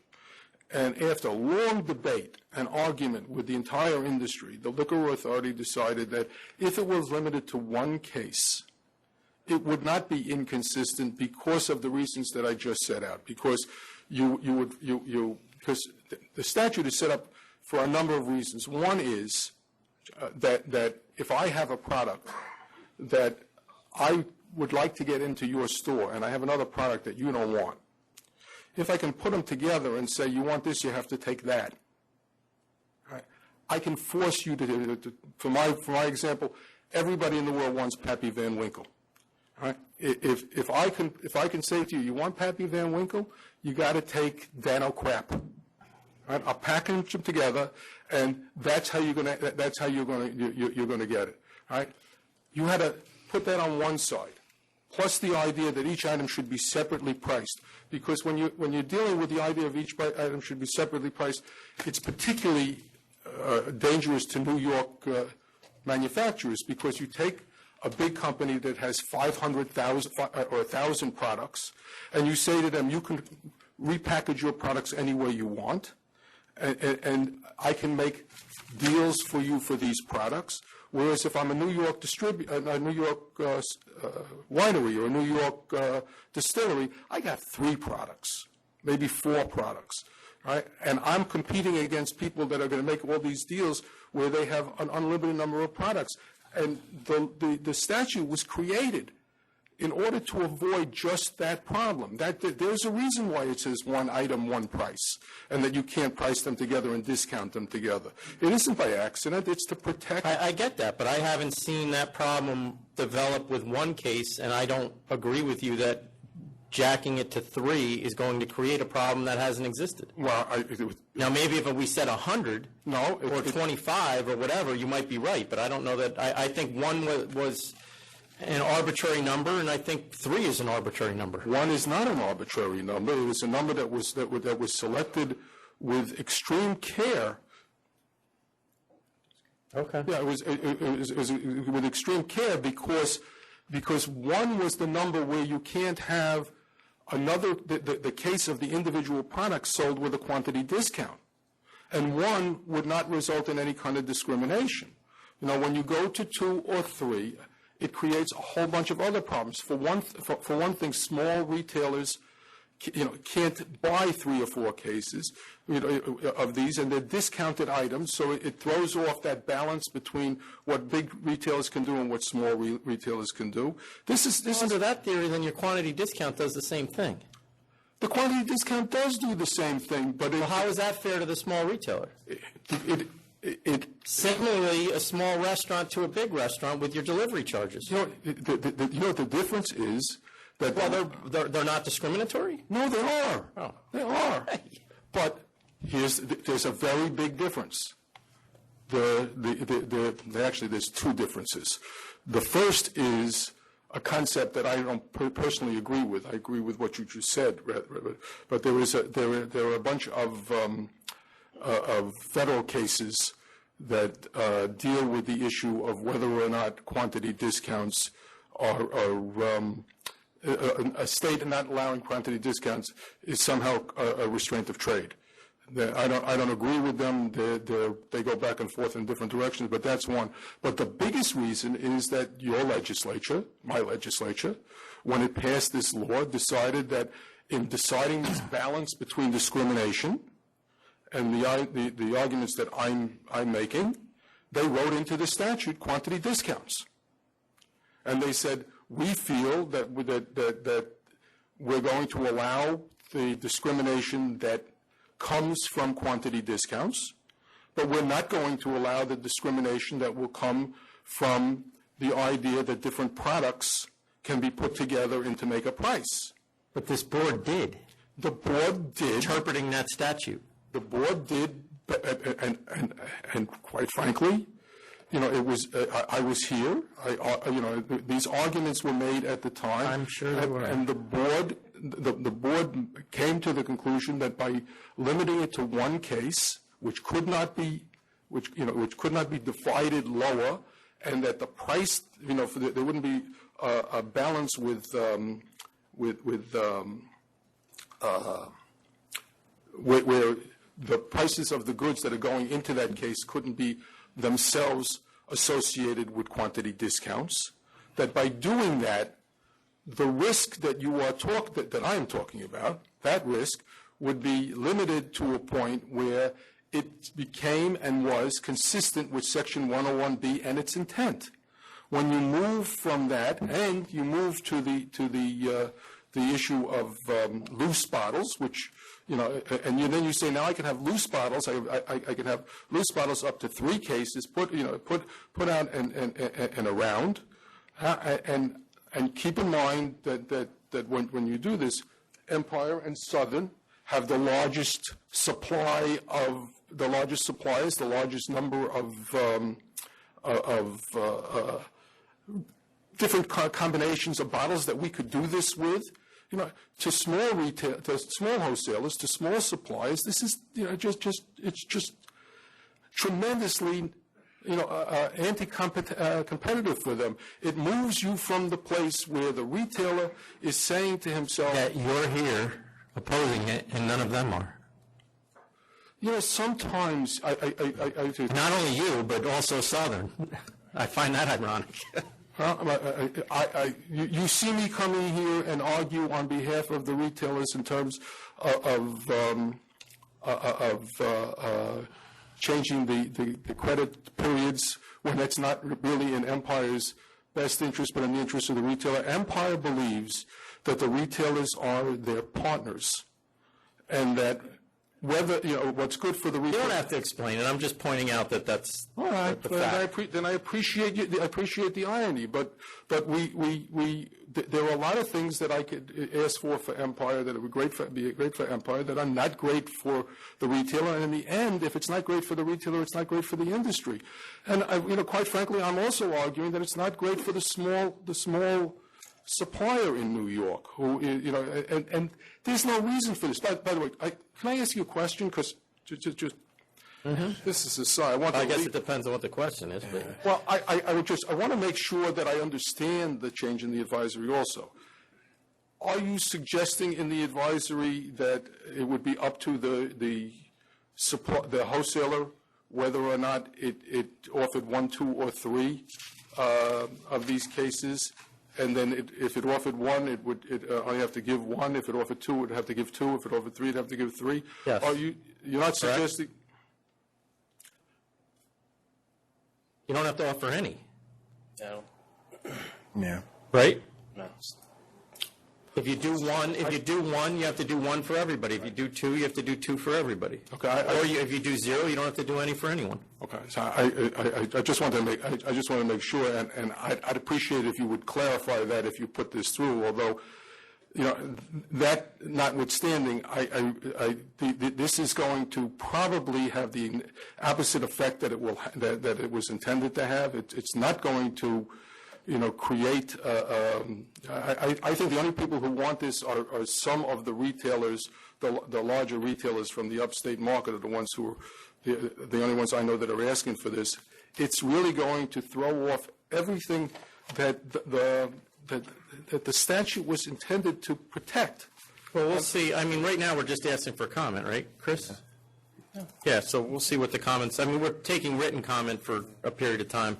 You actually asked us to put it on again in 2 weeks, right? I didn't want that or no? Because I'd rather not. I don't need it to be on in 2 weeks. No, what happened is this came on the agenda, you pardon me, from my point of view, a little suddenly. And I didn't have a chance. This argument you're hearing right now is a bit ad hoc. I didn't have the ability. It's very unlike you. Yeah. Do you have any issue with the number, the times of a month that these items can be sold?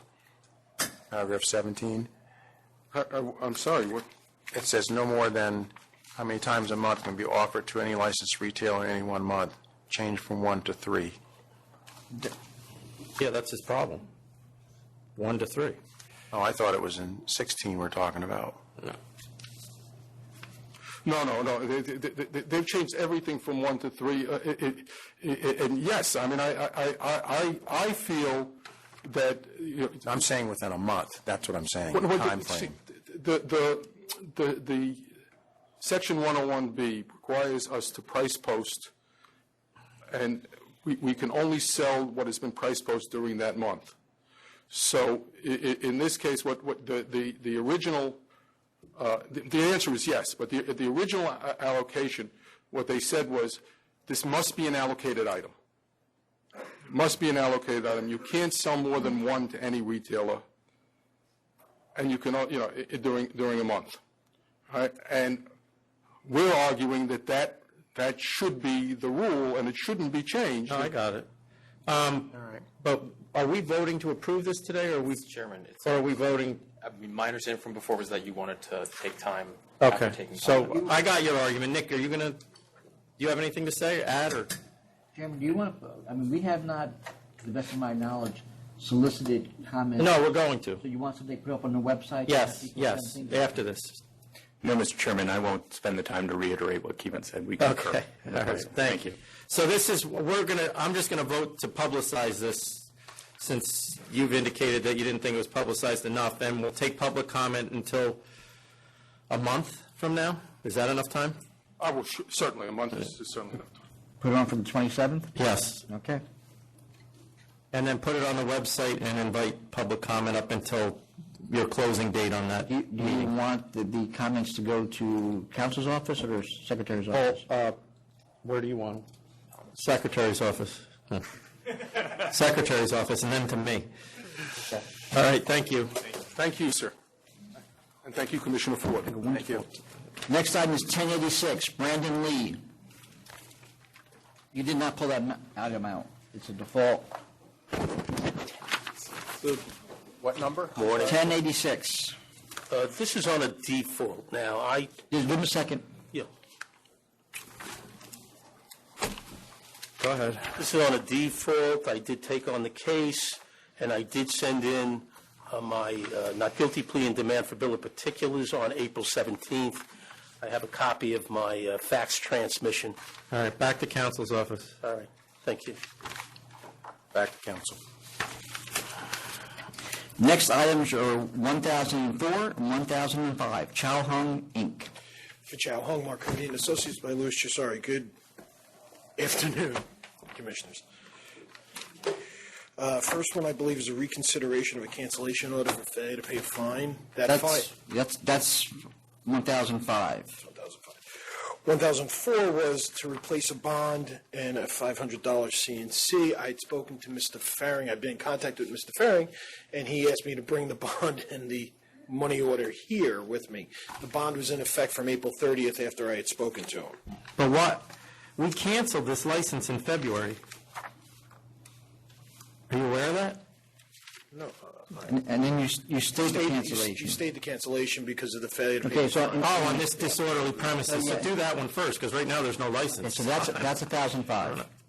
All right, we're doing $1,005 first. Yes, that was for failure to pay the $3,500 fine, which has been paid to council's, to the Secretary's office through Mr. Farring. All right, I'll accept this reconsideration.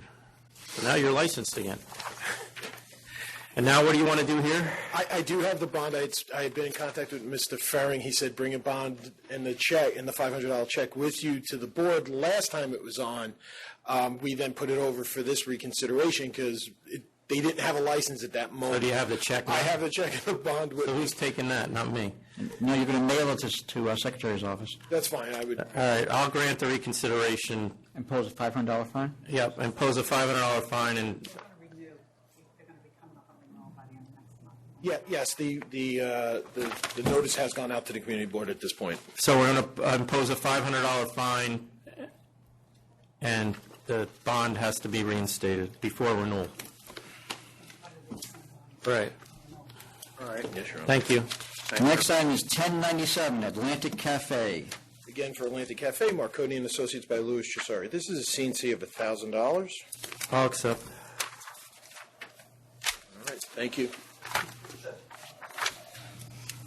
Next items are 1055 and 1056. These are two requests for reconsideration, one by the licensee and one by the landlord. Who's here? Not aware of one by the licensee. Max Bookman, Pizetsky and Bookman for the landlord, North Star Properties. This was our request for reconsideration of only that portion of your decision on a default disciplinary proceeding to issue a prescription. Just so that the attorney for the licensee was notified late because this was added to the landlord's request. Did we get a written recon from him, though?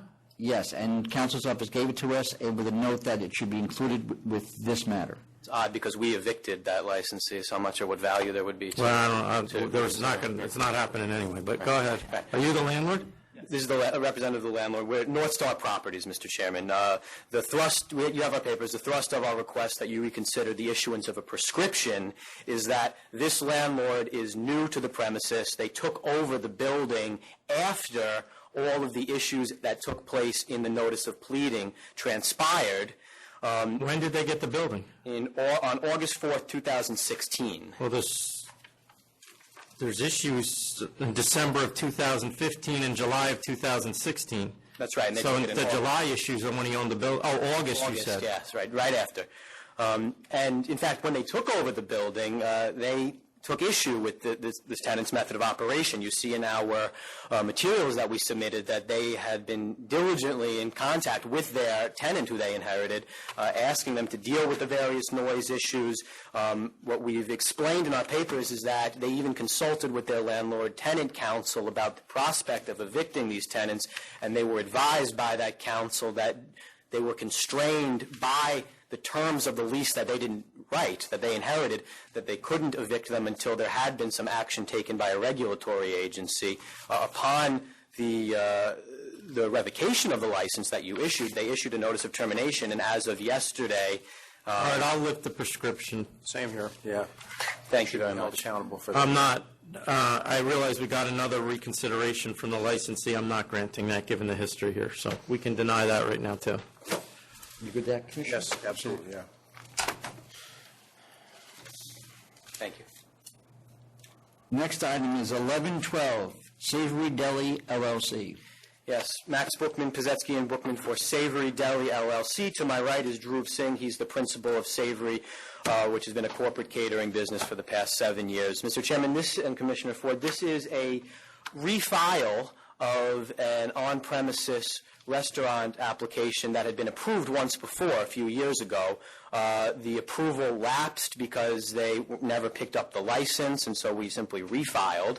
I read your referral memo. The question seems to be over whether the premises is bona fide, and I'm not quite sure why that is a question. Well, it's the reason I had the question was because the kitchen is 3 times the size of the eating area.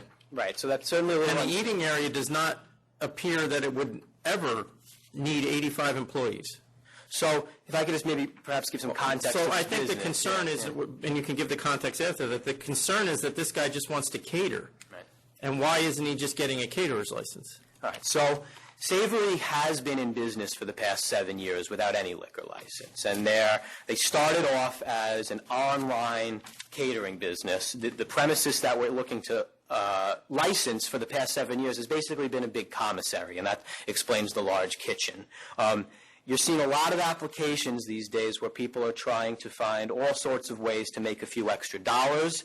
You're seeing grocery stores that are adding little cafes. You're seeing a lot of unusual applications. And what you're seeing with Savory here is this online business is looking to add an on-premises brick-and-mortar component to their operation. They feel that there's been a desire for their customers to not only necessarily order online, but to actually come and have an on-premises experience. And so what they've done is they've carved out of their commissary a small, granted small, area that will serve as an on-premises restaurant. I recognize that it's small, and it's certainly small in comparison to the kitchen here, but what's going to be happening? It looks like a takeout place. Well, there will be takeout as well, but there is Is there waiters, or is it just you go to the counter and order your food? There's a table there which will be wait service, and if the question is over, I'm just trying to get an idea what's going on here. They want to have an on-premises restaurant component to what they're doing, and so if it's an issue over a number of tables, so this isn't about getting permits to do off-site catering. I mean, I think they'll. Right. Yeah, I mean, we also do on-premise. And what are the hours of this restaurant? I mean, we have regular business hours. There's nothing. Well, like what? It'll be lunch and then light bites for dinner and then happy hour, and it'll be closed by 8, 9 o'clock. And what you're going to open at, say, 11, you're going to close by 8 or 9 every day? Every day? Only Monday through Friday. We're closed on the weekends. Which are fairly usual restaurant hours. Full menu. 75 people in there?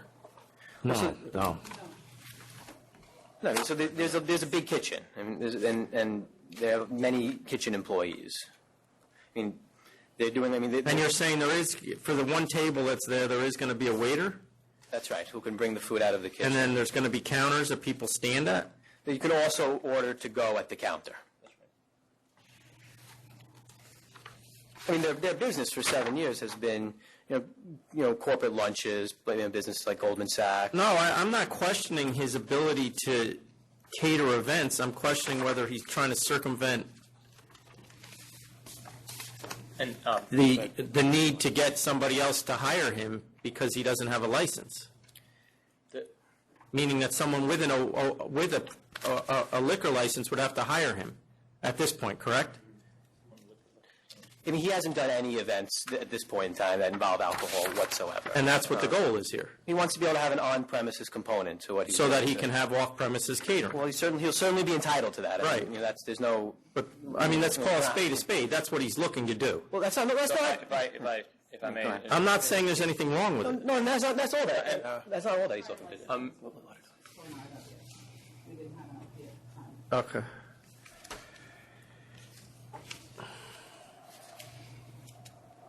Can we take 2 minutes to talk to?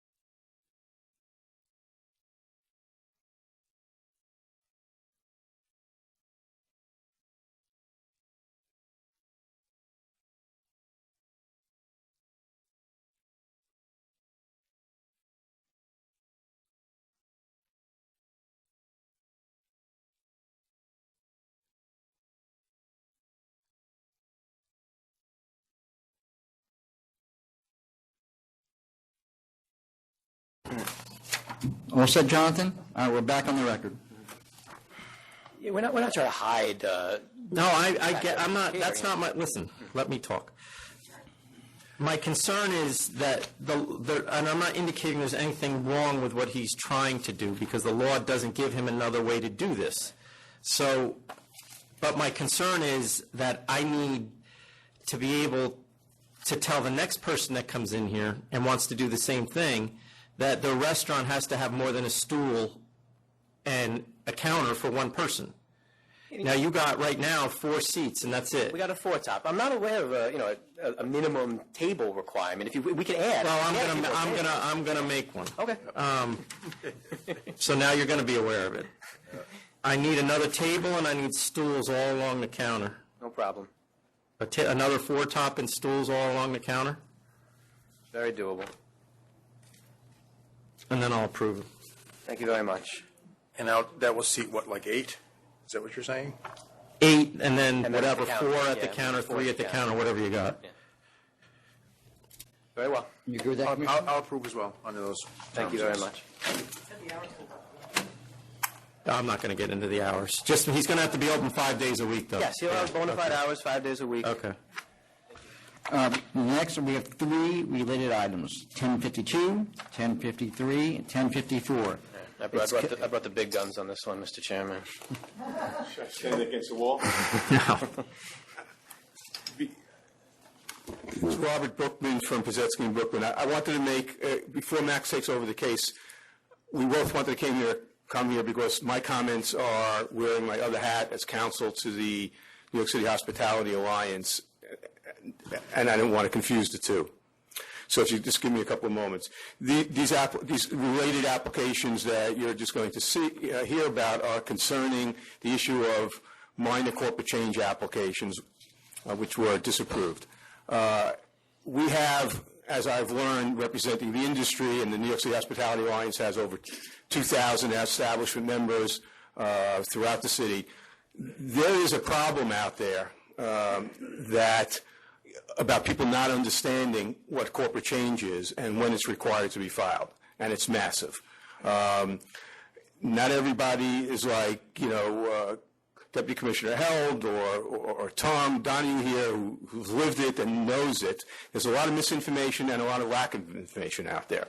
Isn't that what your organization's there? Took the words out of my mouth. As a result of that, a number of months ago, we did an alert on our website, which is widely read. I think it was about a year ago now, thereabouts, concerning what the law is on corporate changes, and it did, in fact, result in quite an uptick in the number of corporate change applications you received, including these individuals who read it, on our website.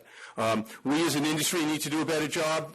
Quite frankly, we need the help of this agency to work with us in doing a better job in educating the industry concerning it. There's a lot of people who feel that once you're licensed, you're not required, just because there's some minor changes that have gone on. Your chef is leaving, you're giving him 2, 3, 4, 5%. Most people believe, and some lawyers believe, that that's not a requirement to be filed. Or if you're sharing, you have 4 partners and one's retiring and you're becoming 3, not adding people, that's not required to be filed. There's a general misinformation about this 10% rule, I got to tell you. There are people even with new applications that come to us and tell us that they, this guy's is a passive investor, he only has 8%, therefore it's under 10%, and it doesn't have to be filed. You don't need that. We've lost cases as a result of saying, oh, yes, you do.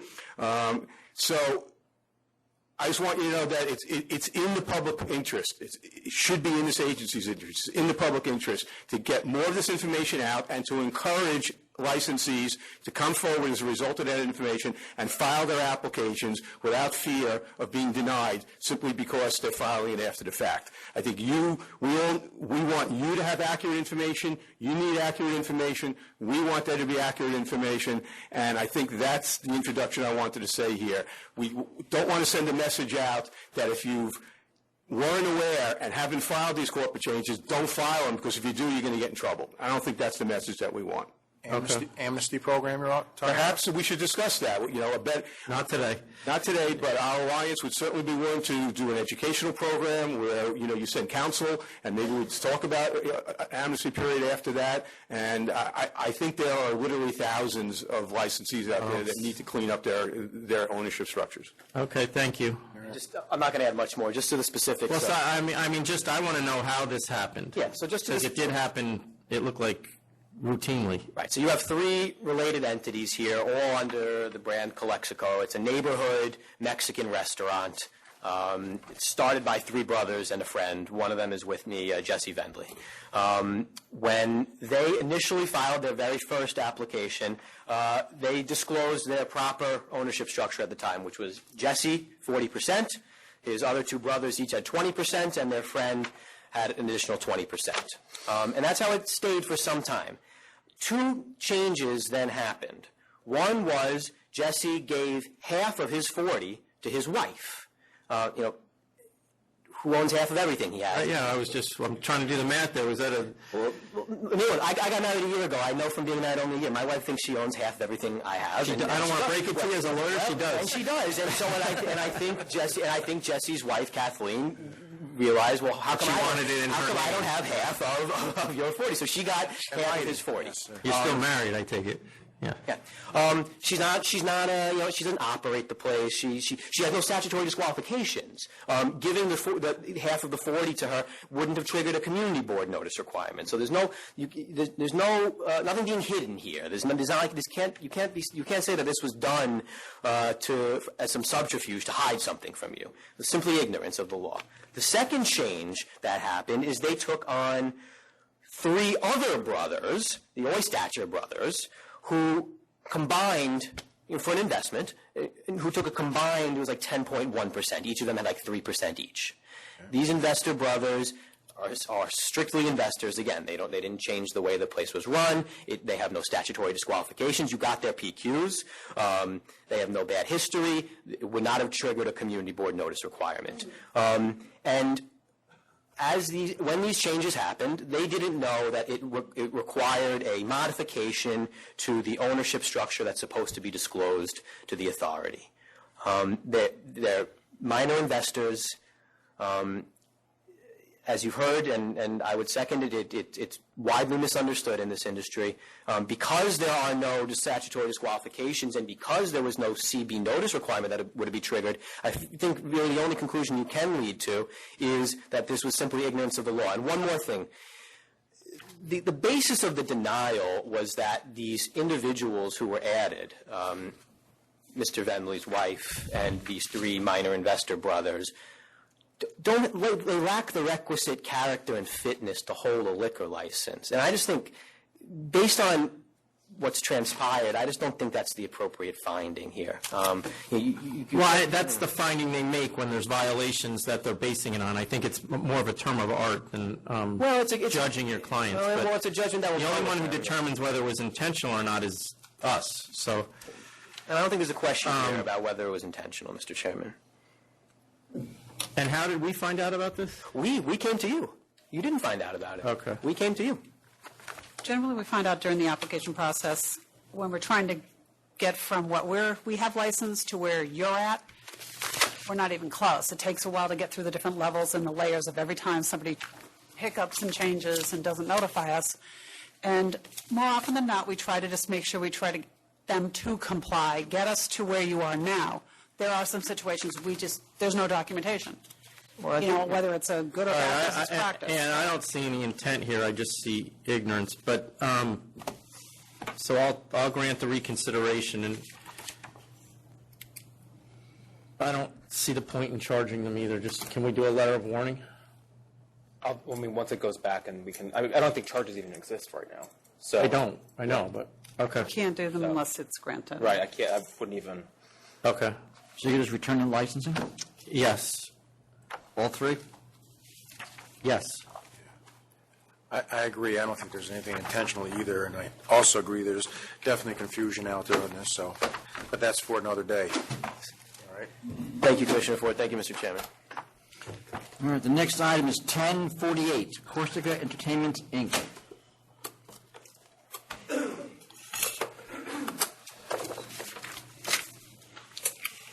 Good afternoon, Chairman Bradley, Commissioner Ford, Ravi Sharma for licensee Corsica Entertainment, Inc. This matter is a request to change method of operation to add DJs and live music to an existing licensee that was licensed in 2006. Yeah, so before you get going, we have some community board members here. We'll hear from them first. Okay. Thanks. Very well.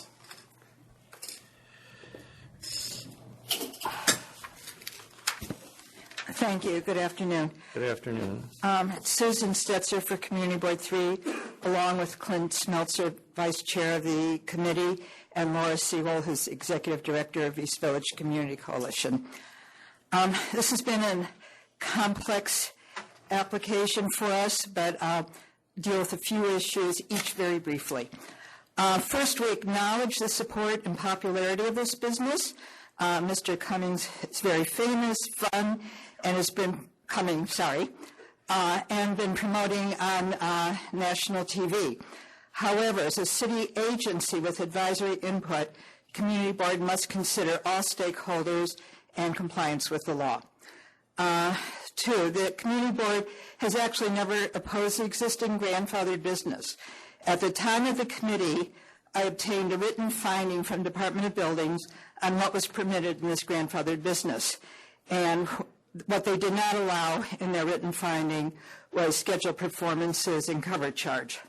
The committee voted on stipulations based on regulations of this written finding. After the meeting, I provided the written finding to Mr. Sharma. At the full board, there were new claims of a different reading of the regulations, but no documentation. Determination can only be made by Department of Buildings. City Council has no jurisdiction in this.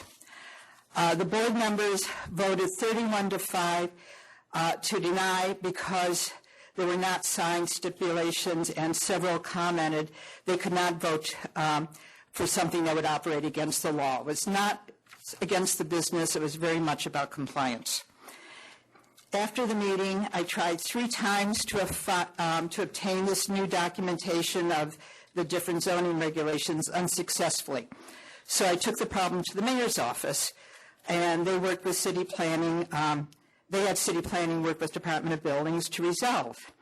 I forwarded all the information to Department of Buildings and gave them this May 30th hearing date that we really needed to have some kind of resolution. And I don't know if you're aware of it, but after 5, they came up with revised findings last night. Do you have those? No. Okay, can I give you a copy? Sure. Do you have it? No, not this is me. I'll give you a copy too. There you go. So the revised findings seem to be seem to say that the new operation would be in compliance. It's not completely clear, but it appears this way. Therefore, the opposition to this, for this specific reason, no longer exists. We will continue, and I got to say, it's been the community board that has resolved this and wanted to resolve it because the interest was compliance. We will continue to ensure all regulations are being met, and we're happy to work with the business to do so. There are some concerns about safety operations, which Clint will address. And then my last 2 comments. First of all, there's been a lot of outside... So wait, can we just go back to your first thing? So am I correct in saying that your whatever opposition you had regarding the zoning is now been withdrawn? Exactly. Then what are we here for? This came after 5 last night. I get that. No, I get it. And what you're going to say too, or do you have other objections? Not necessarily other objections, but we need to add... Chairman, we'll go outside here. Yeah. Okay. Yes, there are stipulation. We've never heard this under this revised finding, so there are stipulation and a few other concerns. Okay. So I just wanted 2 other comments. There's been a lot of outside help on this, and I just want to say that I hope other applicants, many of whom are poor and immigrants and don't understand our regulations, get as much outside help And I'd also like to say that Mr. Sharma's letter to the community board chair, I thought was one of the most inappropriate and inaccurate documents I have seen with an SOA application. Okay. Thank you.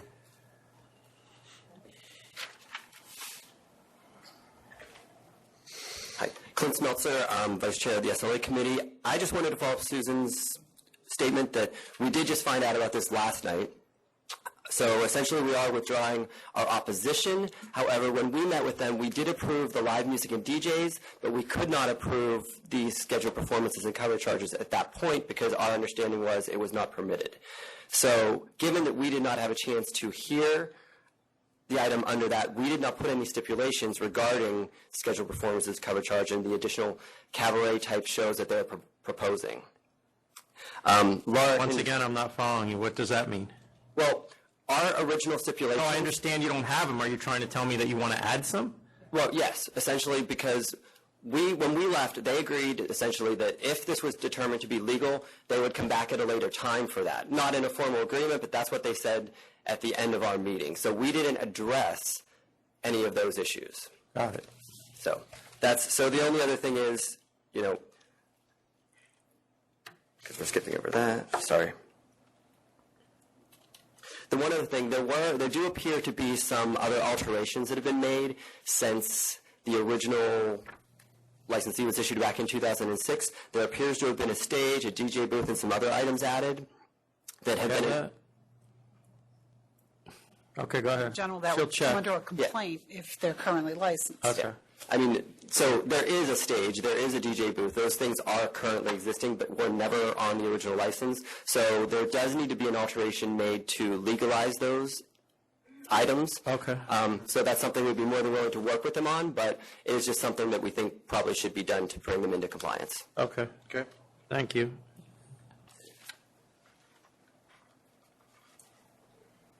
Hi, I'm Laura Sewell. I'm the Executive Director of the East Village Community Coalition. We work to sustain the built-in cultural character of the East Village from 14th Street to Houston Street and 3rd Avenue to Avenue D. Our police precincts, community boards, and block associations are the only means of recourse for residents who are often afraid to do more than make anonymous calls or ask the community board for help. Speaking out in public can be very intimidating, especially against a well-connected celebrity owner and his fans. Club Coming is an increasingly popular destination spot, unfortunately located on a primarily residential street without a strong block association. Whether zoning has been interpreted to permit it or not, large groups of people coming and going at once has a negative impact on residents' quality of life in the immediate area, and there have been complaints since the opening of this business. So should the commissioners choose to grant this license, we urge you to attach stipulations to correct the issues that have already been experienced by nearby residents, primarily having to do with sidewalk noise.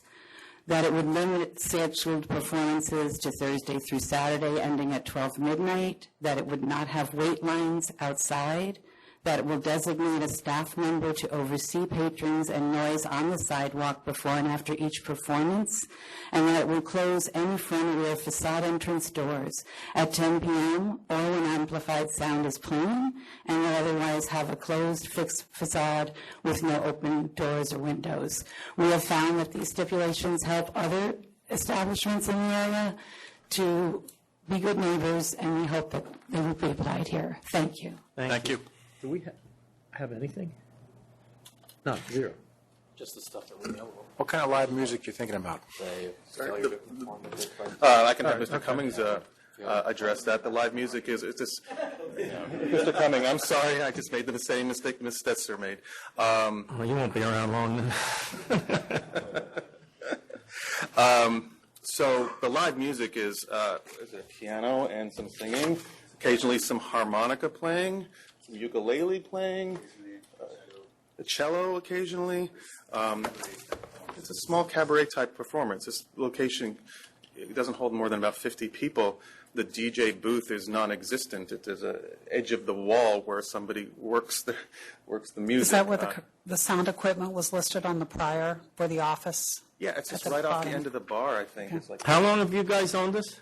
This location has been licensed. No, I know that. I'm asking how long they've had it. Well, Mr. Cumming and Mr. Nardicio came in as partners pursuant to proper corporate change application this past summer to the existing two partners, Mr. This Masani past is summer. here. Yeah. So was that in stuff August. all, these alterations that they're talking about, was that stuff all there when you got involved? They're not really Okay. alterations. I don't think there Well, really is an you alteration. can make that determination later. There's a riser that's always been there, and now it's got a piano on it. It's technically a stage now. But You can make that determination. I'm trying to figure out whether it was done while they were there or before they got there. It was obvious it was done before they got there. Yes. So does that answer the question regarding live music? And what about dancing? There's no dancing. It's not permitted under the zoning of this location. Well, not zoning right now. It may in fact be permitted under zoning because of the fact that this is a non-conforming pre-existing use. But at this moment, we're not asking that dancing be added to the license. Okay. We may very well come back to add that, given these findings and now further findings. Can you just specifically say what you want added? Because I know we already had charges and they've already settled those charges. I just want the record to be clear what you want added to the license so that we can... DJs and live performances. Okay. And if you want to add dancing, that's fine too. My clients would not object, I'm sure. And that would be, you're open 7 days a week? That's right. 4 o'clock? Yes. What is the line situation? Do you have lines regularly? No? Yeah. And you said there's 50 people max in the place usually? It's technically at a 74 license. I mean, it's because it's a non-C of O location, so it's 74, but I don't think you could possibly stuff 74 for it. What about the address plates thing? 'Cause we don't- Okay, well, yeah. I mean, the maximum capacity is 74 legally, but I don't think 74 people would be very comfortable in there. And you have a door person or no? Only Thursday, Friday, Saturday. for ID purposes. You close the doors at 10? But we don't ever have them open. Okay. There's no French windows there. No. We have the little canopy for the winter canopy. The winter. We don't have people congregate outside ever, really, and our security people disperse them. All right, so I don't know if did you read these stipulations that the community board came up with? We've heard them. We just Do you heard them disagree now. with any of them? Because I basically went through the majority of them, and you just said you comply with all of them anyway. Right, but obviously, first of all, I mean, certainly the things that they comply with are fine. Limiting the performances. Well, so I'm going to read them. I'll tell you what it is. Then why don't you read them? Yeah, sure.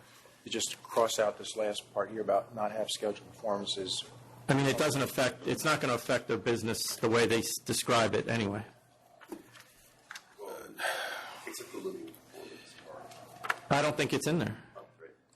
It says you may have recorded or live music. All right, there's no issue with number 1. No issue with number 2. Although I would say that if my clients would like to be open for brunch on Saturdays or Sundays, they should be able to do that. But the 4 a.m. closings all day. Well, I generally don't care when you open as long as you close at 4. We would hate to be back here because they were complaining that they were open before 5 Okay. p.m. Commercially operate any outdoor areas. I don't know what that's about. If they were able to get a Sidewalk cafes. cafe, they could, but I don't know if they can, and that's not part of their operation right now. Again, contractually obligating themselves to the community board isn't something that we're interested in. Close any front or rear facade at 10 p.m. every night. Fine. There is none. That's not a problem. 6, have record music, live non-musical performances, DJs, and promoted events. Would that cross out? But may have 24 private parties per year. You know, if that's not a problem. You want to have more, or you're fine with that? I think it's fine. You know, Okay. I don't think that's what we estimated that it would be. You know, the only line to cross out number 6 is will not have scheduled performances or cover fee will be charged because that's not part of the statute. Will not apply to any alteration in its method of operation. We'll do what is required by the law, and I think method of operation request is not noticeable to the community board. But if you ask us to do that, That's of course we what. do Well, that. I know that's why they're asking it, because it's not noticeable. But I'm going to require that you do that. That's fine. That's usually what has been the case, to my knowledge, anytime anybody Just makes has a my method of life operation. easier. As far as happy hours, I think that that's fine, but if they wanted to change their happy hours to go to 9, they should be able to. Again, I don't think we should have to agree to number 8 per se. And number 9, that's not what they do, pub crawls or party buses. But again, I don't think that this application here on an existing license requires certainly the approval of the community board, much less the stipulation to any specific. Well, it's actually when they're not going to be stipulations, they're going to be conditions. Right. So number 9, no comment. I don't think it's appropriate, but nonetheless, that's not their method of operation to have party buses come to the location. Party buses, yeah. 10, unlimited drink specials with food. I think it's not applicable because it's not a restaurant. And there's obviously specific statutory requirements and laws regarding whether or not it's a special occasion, such as brunch, that allows for endless drinks. The wait lines and designees. Look, if something happens and on one night there's a wait line, they need to control it. If they have complaints, they're going to have to deal with it. So I don't think it's appropriate for number 11 to agree to or be a condition. And number 12, no. Number 13, that's fine. That's already done. Okay, let me see it. Please. Thank you. Sorry, I didn't realize he was reading yours. All right, you ready? Yeah.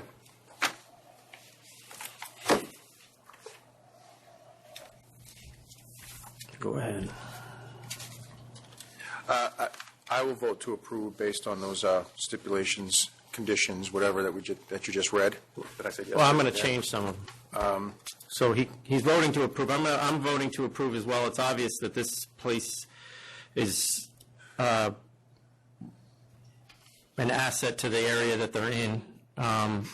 Clearly very popular, and I think that there's outlets like this less and less around New York City, so the fact that this one is as popular as it is a good thing, particularly in the East Village. I am going to put some conditions on it, which the community board presented. Its hours of operation, they could 4 a.m. all days. I don't really care when they open.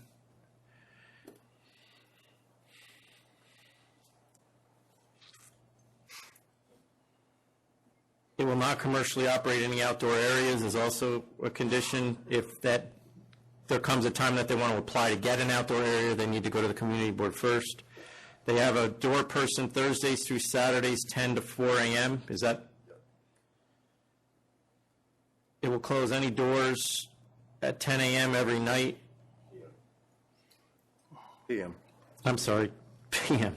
It may have recorded live music, live non-musical performances, DJs, and promoted events. It will not have an alteration without appearing before the community board. It may have happy hours up until 8 p.m. each night.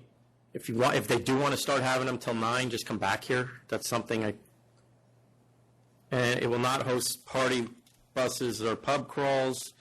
It will not have unlimited drink specials with food. It will make its best efforts to not have wait lines outside and will designate an employee to be contacted should a complaint arise. That designation should go to the community board, and it will provide a telephone number for residents to call with complaints, once again, to the community board. What about the 24 private parties per year in number 6? That's fine. That's fine as well, too. You going to add that? Yes.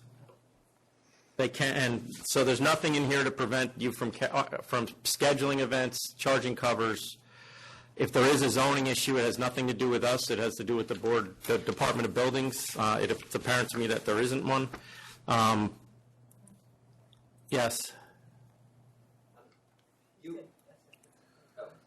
Well, I was just going to say, you didn't really incorporate any of the BDCC's requests about dealing with the special events, specifically having someone before and after one of their scheduled performances.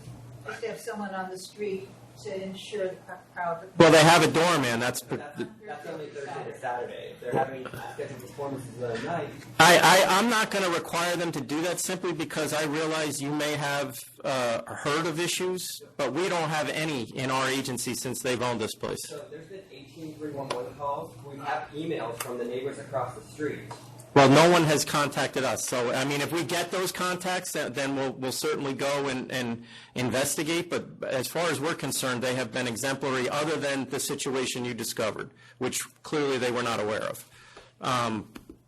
So I'm not going to require them to have somebody 7 nights a week. We're asking 7 nights a week just when they have scheduled I get that, but they have scheduled performances a lot, correct? Yes. Yeah. So do you have any questions?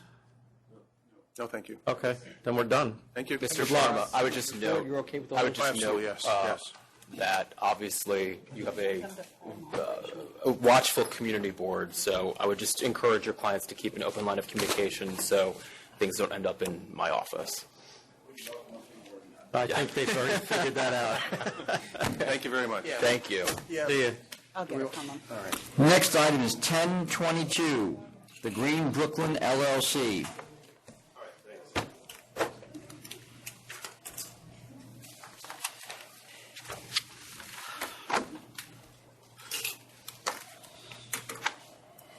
Good afternoon, members of the board. Mr. Chairman, my name is Daniel Grace, and I am the owner of the Green Brooklyn LLC.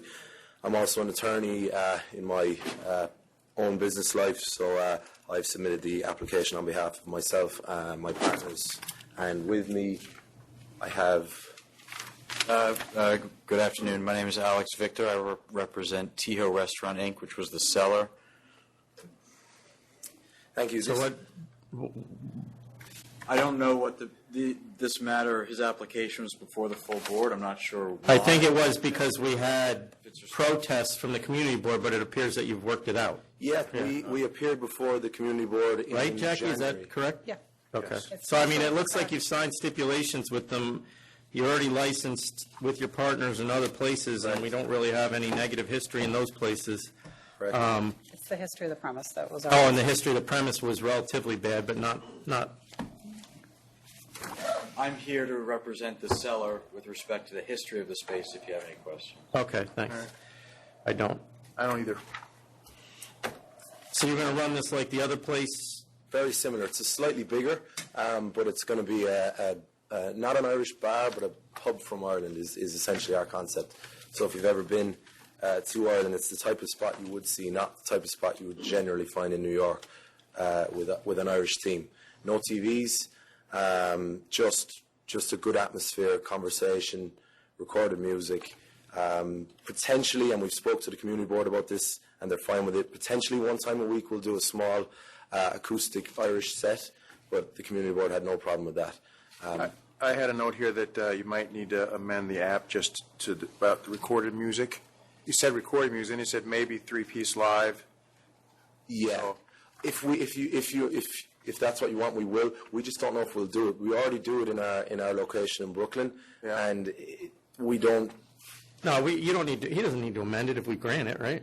Yeah, if you grant it, you don't. Yeah. have to- Oh, no, all right, it's just- okay. it's part So of the I'm SIP. okay with this. 4 a.m. closing. How many days? 7 days a week you're open? 7, yes. And I'll do live music based on what was presented to the community board. Thank you very much. Good to go. Still have pool tables too? No, that's gone. Okay. That's gone. Thank you very much. You're welcome. Next items, 10,006, 10,007, Capital Enterprises, Inc.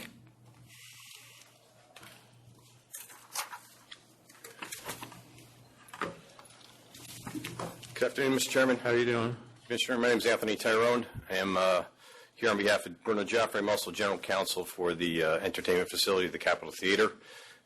So this is a hearing which I'm sure you're aware all the charges got dismissed in. That's correct. But Except for one. which one? The last one is the one sustained. Second proceeding. Trade name. Trade Oh, name. okay.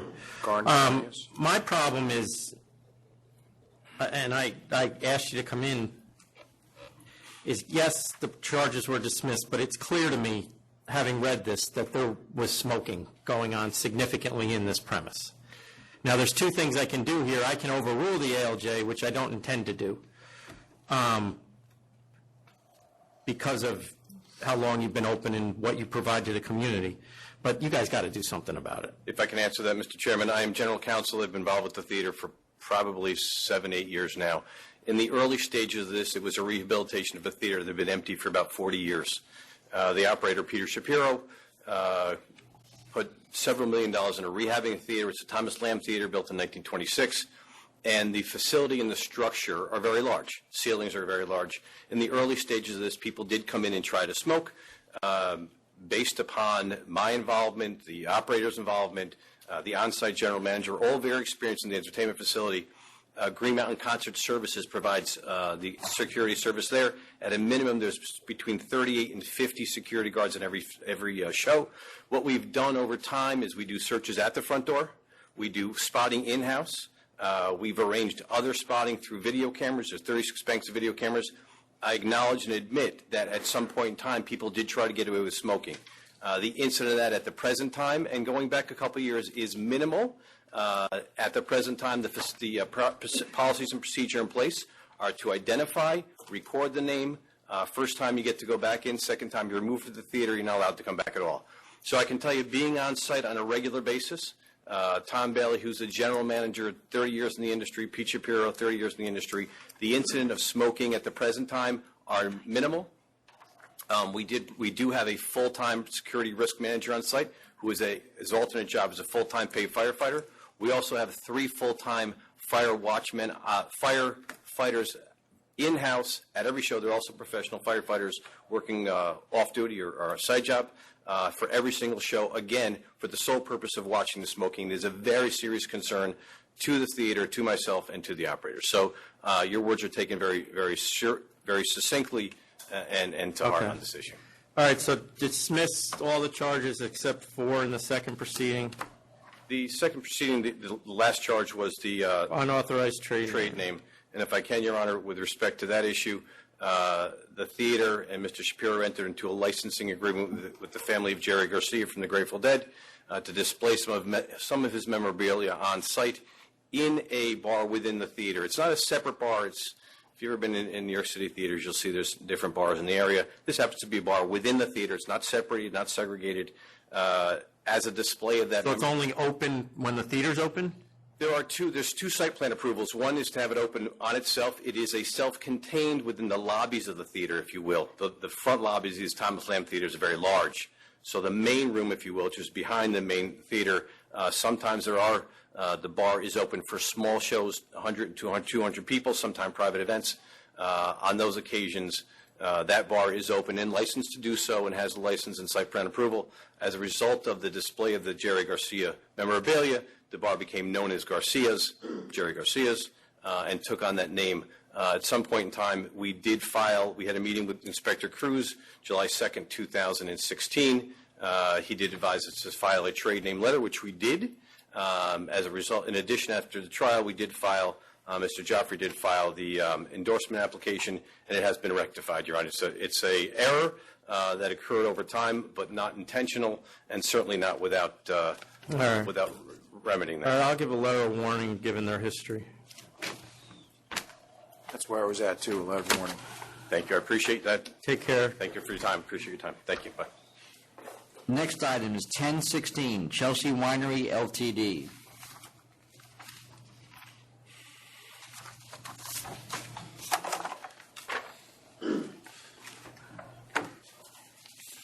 Good afternoon, Chairman. Hey, so Chris, 3. Yeah. I got to withdraw that? Yeah. Okay, withdraw charge 3 because it doesn't apply to a manufacturer. I'll accept. This is all straightened out, eh? Yes. Accept. Great. Take care. Thanks a lot. Thank you. Next items, 1043, 1044, Suite 36 Hospitality, LLC.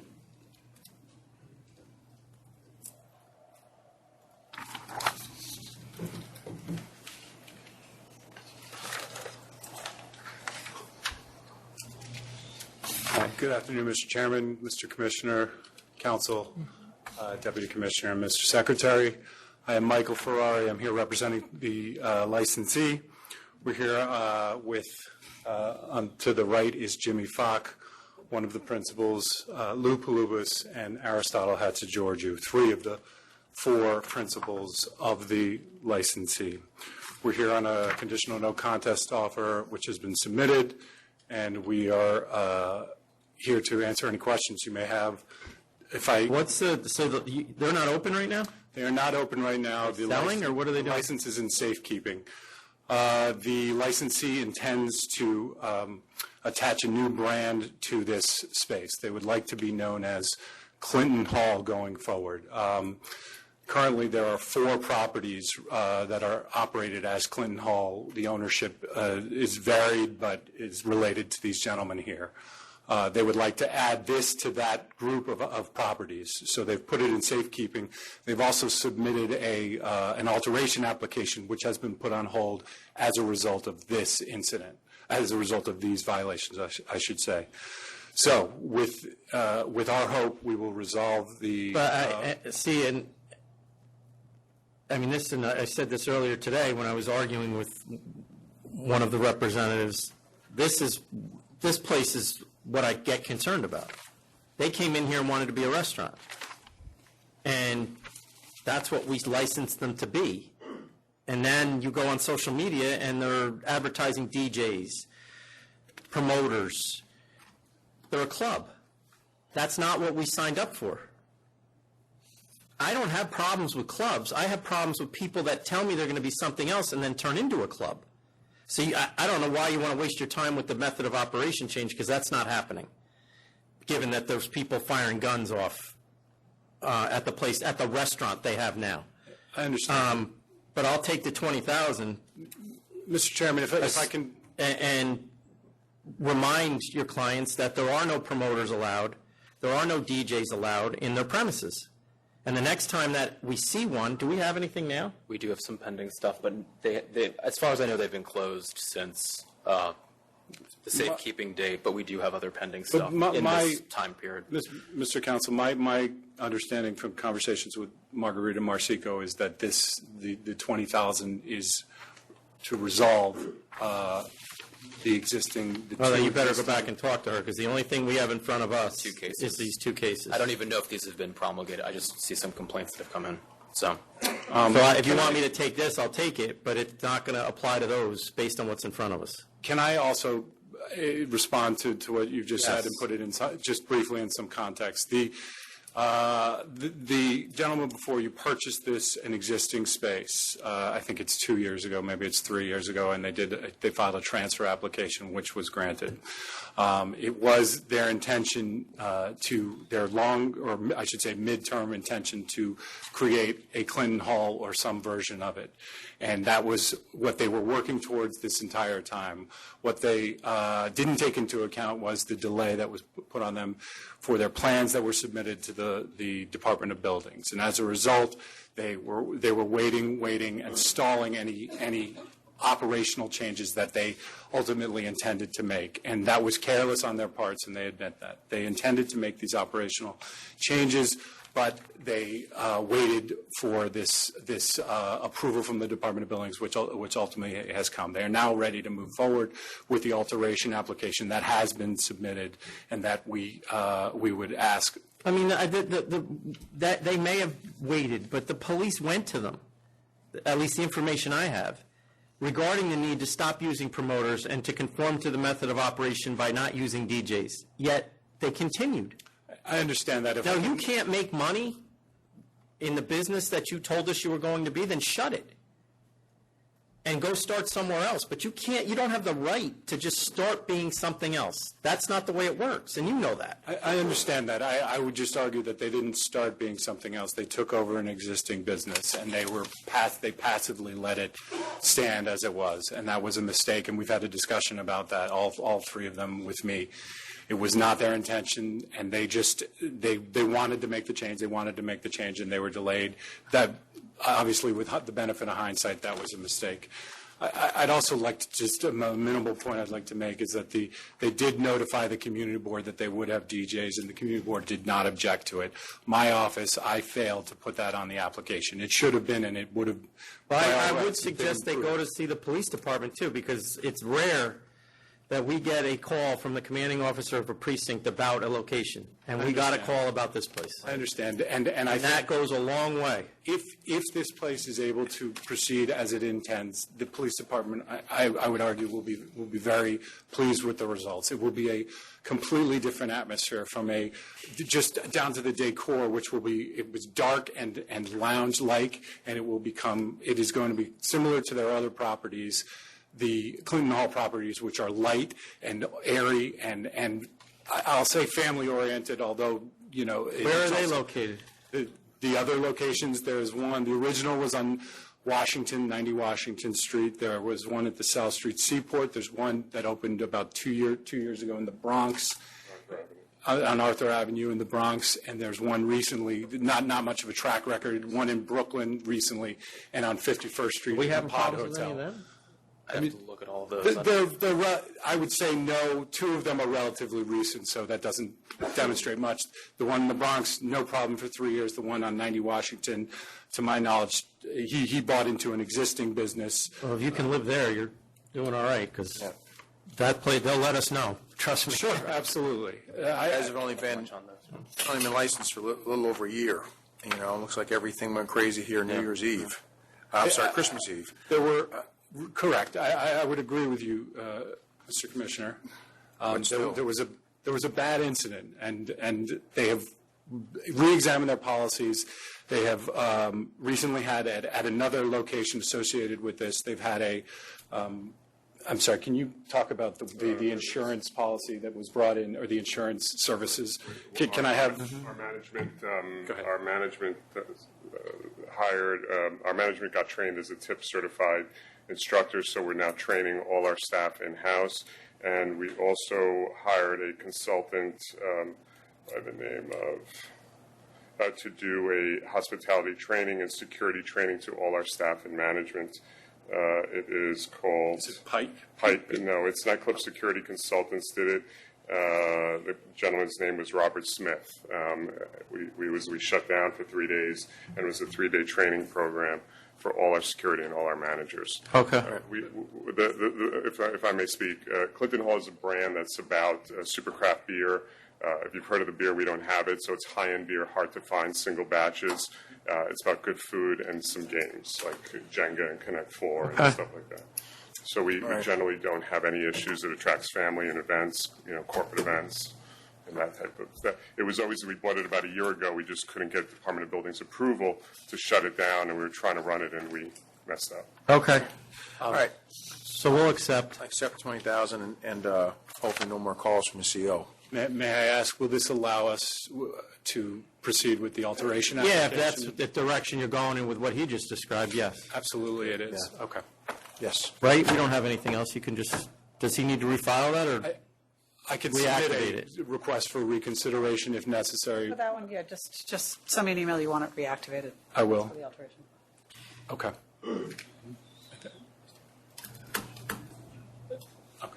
Next item is Thank you. 1023 SBC Holdings LLC. Remember to answer your question you had before. There was no history. With Clinton? What? You asked about the manager. If he had any history or where he used to work. No. Oh, with this place? Yeah. Okay. Hi, go ahead. Good afternoon, Commissioner Bradley. Good My name is afternoon. Glovine Matone. I represent the applicant, SBC Holdings, LLC. With me today is Peter Sicilian and also Brian Devine. He's the proposed manager in our application. We did a personal questionnaire for him, and he will be here to explain to you the changes that are going to be made. This is Peter Sicilian? This is, that's okay. His father is Peter Sicilian. He is undergoing treatments, so being here today, but Pete is his, I like to call him his GC, a business manager for him, a consultant, if you will, in trying to get this And place. he is, what is your name again? I'm sorry. Brian Lee, and he's going to... He is the, I did a Manager. personal questionnaire for Okay. him. He's All right, proposed, go- he will be running this place. It's obvious that we're here today. This is a new application, a new cooperation.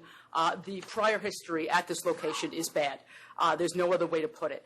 I was the attorney of record for Safari Beach Club for the purposes of the purchase and for the lease. I did not do their liquor license, nor did I defend them in any of the charges that have gone on in the past couple of years. My office is a block away from this location, and I grew up in Bayside within walking distance. So I'm very familiar with Bayside, Bell Boulevard, which, as you can see, I would assume you're familiar with. It's a very populated area now over the years with restaurants. The prior licensee, I am not here to throw him under the bus. James Gargan had great intentions. However, he got married. He went back to college. That'll do he you moved. You know what I mean? So, I didn't mean to put it that way. Don't tell him I said that. He moved to the island. Everybody knows you have to be hands-on. Now, if you look at the dimensions of this place, that's what makes us unique on Bell Boulevard. We are the biggest place on Bell Boulevard. Our CO goes back to December of '93, and it is specific in our CO that it is an establishment and included dancing. Now, this, again, I'll tell you from personal experience. I've been coming up here for 30 years in this area. That's one of the things that we pay the most rent on Bell Boulevard, $16,000. What we are looking to do here, I'll say it briefly because I think Brian's going to calm a lot of your fears about history repeating itself. Management failed, and there really was not a security plan in place. I would say there would be two, and I'm going to say bouncers rather than security. And a place that size, it's very easy for things to get out of hand very quickly. And again, there wasn't enough management. You know, while the owner himself was a manager, at times it seemed like it was being run by the people that worked there rather than management itself. And again, I don't know if you want me to turn it over to Brian to let you know what I mean, I guess my question is, so obviously you're the owner's son. Correct. Proposed owner. And he lives in Florida. Pete lives in Whitestone. His dad is a bit of So who, other than the manager, who's going to own this place? I know he's owning it on paper, but he's in Florida, so he's not going to be here. Well, he will. He lives in Whitestone with... No, you. So you're going to be here. Yes. So why aren't you on the license? I run a development company right around the corner. We have shopping centers in different states, so I'm over there whenever is possible. I'm literally 600 yards, but I'm just... So why aren't you involved in this? I'm not following what's going on here. Why would your father at his age, not saying he shouldn't want to be involved in it, but he doesn't live within 1,000 miles of the place. I think I can answer that. And he's 85 years old. Well, when the Safari Beach Club purchased and went forward, he was a lender in that transaction. This was disclosed on our current application as well with the financials. He was a lender. He knew Jim Gargan. So there is an element here of saving. I don't want to call it an investment. He wasn't seeking to be part of it back then when he first did lend him the money. However, we're talking about a couple of $100,000. His plan, our goal, we do have Brian coming on as a manager, and again, he'll speak to you, and he is hoping down the road to come back and add him to the corporation as a principal member. So did he end up taking this place from the former owner? Basically, yes. Because Okay. the former owner, as I you got can see it. last All right. year, things started to... I tried to do a corporate transfer back in 17. It got denied because of the open matters that were going on. And Pete was, you can only suggest to an owner what to try and do. Pete was consulting in that regard with the prior owner, Mr. Gargan, trying to make suggestions, but it didn't work. We were denied in March of 2017 as far as the corporate change application.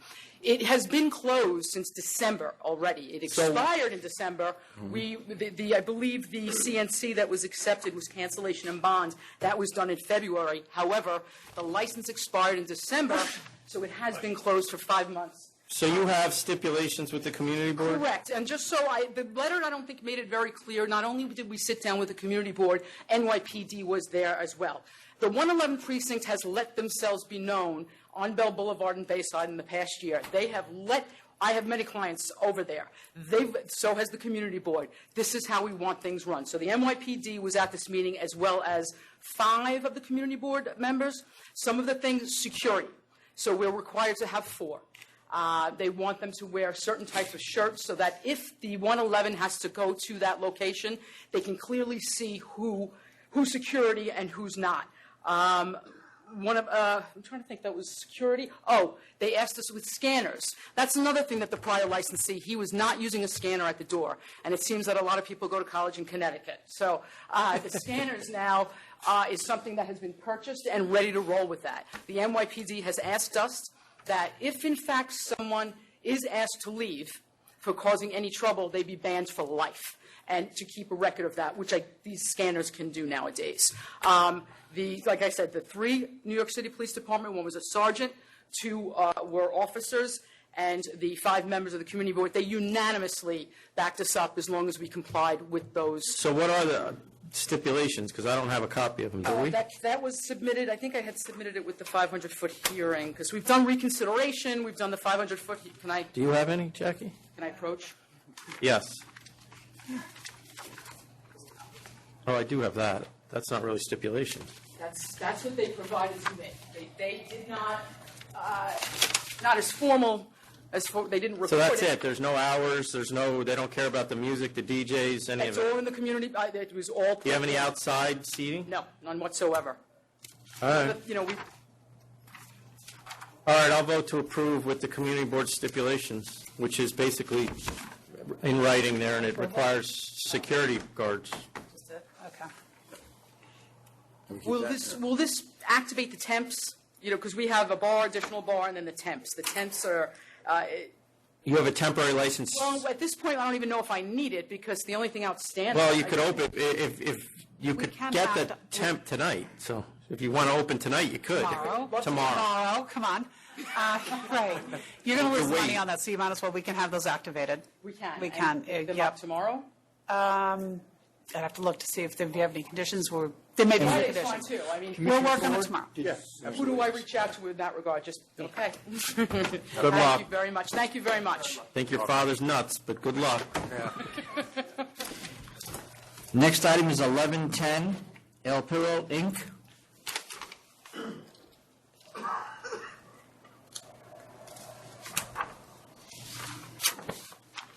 Good afternoon.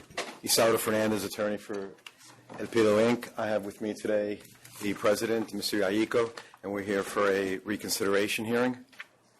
The reconsideration of a cancellation order that my client was served with early May with regards to... So what's the address that your client has? And Jackie, can you just check this for... I'm on it. 8413 Northern Boulevard, Jackson Heights. That's the wrong one. That's the premises address. We have 8415 Northern Boulevard for the premises. What's his home address? Oh, the home. No, 8413 is Oh, the licensee's landlord. Okay, what's his home address? Is he in Laddingtown, New York? Yes. 2 Overlook Road? That's correct. Yeah, 22 Overlook. Because this was returned to us as undeliverable, which I assume means they couldn't find the address, right? He's at 21 Overlook Road. My client was just telling me. He never received the underlying... No, I know he didn't, because it got returned to us. But he received the cancellation notice. He had never received the actual underlying They notice of always pleading. do receive that. So his address is 21 Overlook Road. All right, I'll send it back to counsel's office. Thank you very much. Oh, you want to? Yeah, because I mean, You want to do away with If I this? remember, counsel, I stayed this, then the Yes, chairman... thank you very much, say- counsel, Yeah, yes. that's right. I think it makes more sense. Just You want to pay $500? Yeah, and then... We'd love to. Yeah, that's fine. Yeah. Thank you. 500. 500, yeah. Make sure, though, it doesn't look like he defaulted on the record. I don't know if we keep those records, but... No, it will go down as a conditional offer. Okay.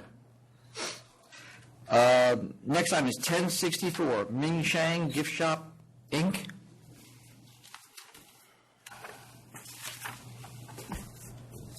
After this one, we'll take just a break. Yes. Yeah. My name is Waki Yang. I represent the Amazing Gift Inc., Gift Shop Inc. And I have the applicant. Right Okay. here. You're the applicant, or she is? She. We denied this, and you're asking for reconsideration. Yes, sir. What did we miss?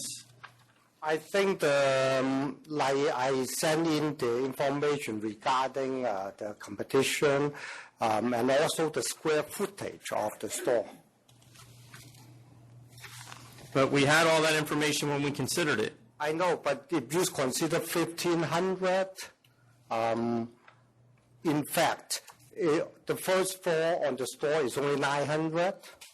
If you take out the I don't know that that had a lot to do with the denial. I think that the denial had more to do with the fact that there are 4 liquor stores in under a mile we in this understand that. community. We understand that, but if you look at the submitted application, you can see that some of the store, there's a lot of high rise there, and then and then per household and per population per store is way over the neighborhood.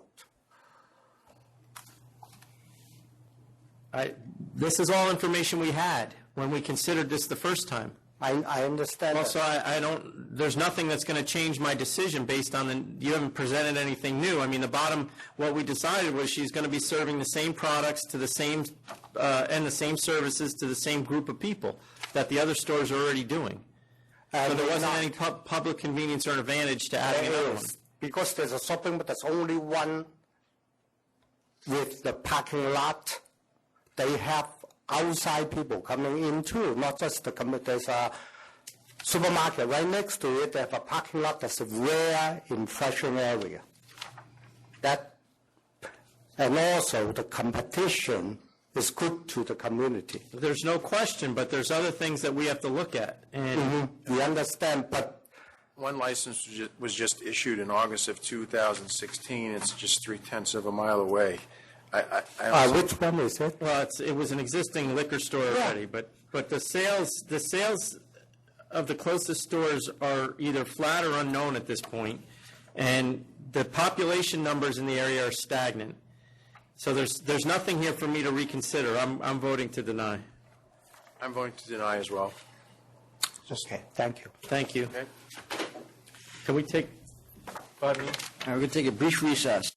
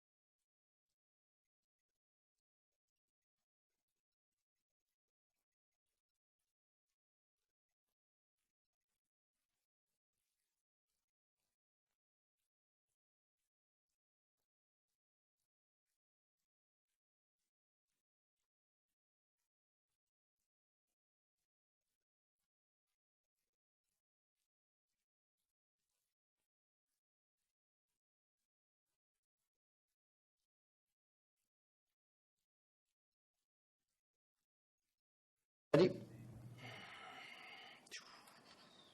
All right, we're back on the record. The next item is 1065, Soto Lastelli, Inc.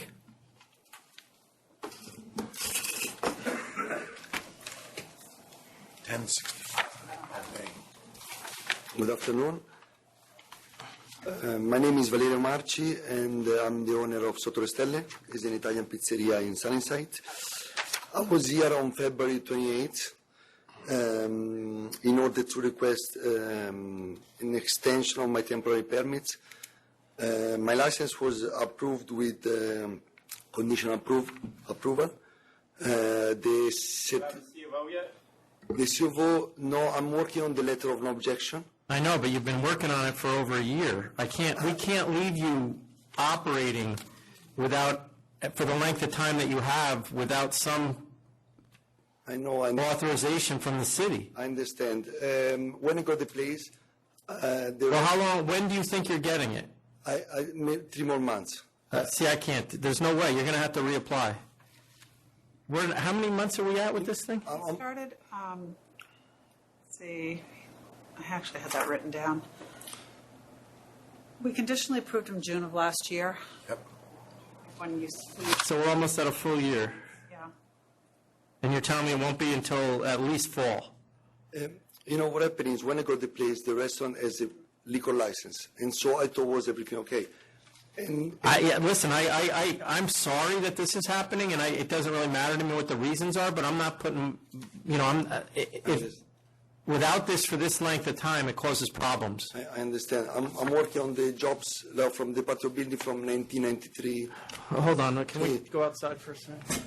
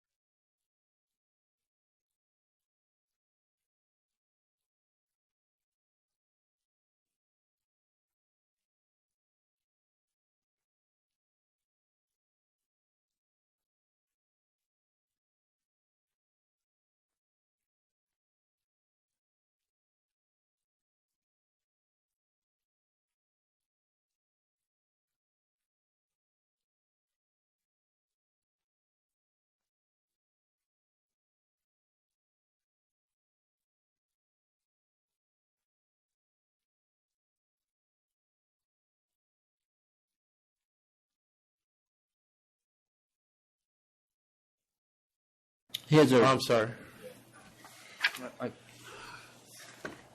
I'm going to give you the 90 days. So what's that take us to? 90 days from today? Well, take it to September 30th. Take it until September 30th. We're running 30-day increments, and your current temp expires on June 5th.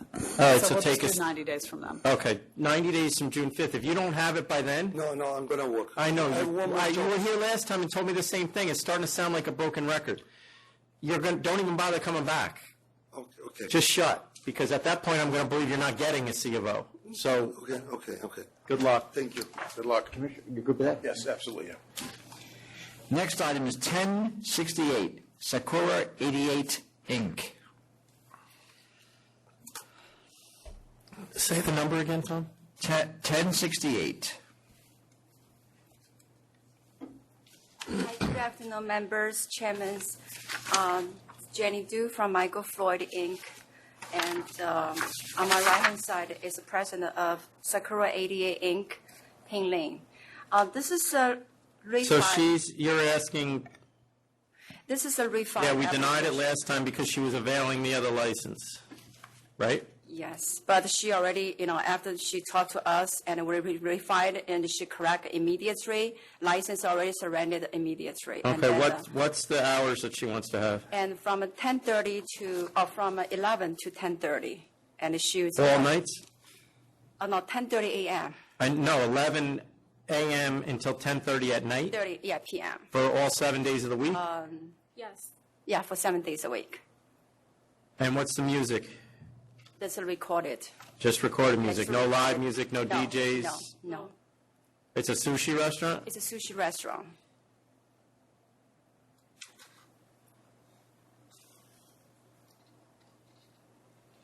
All right, I'll approve 10, I don't care when she opens, but shut by 11:30 every night. Yeah. Yes. It's okay. And just recorded music. Same here. Thank you so much. Thank you. You're welcome. Next item is 1049, Sazon LLC.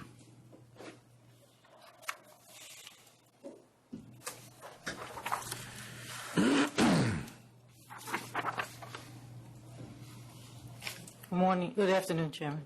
Good afternoon. This was a hearing. Yeah, dismiss 1 and 2. Yeah, dismiss. Thank you.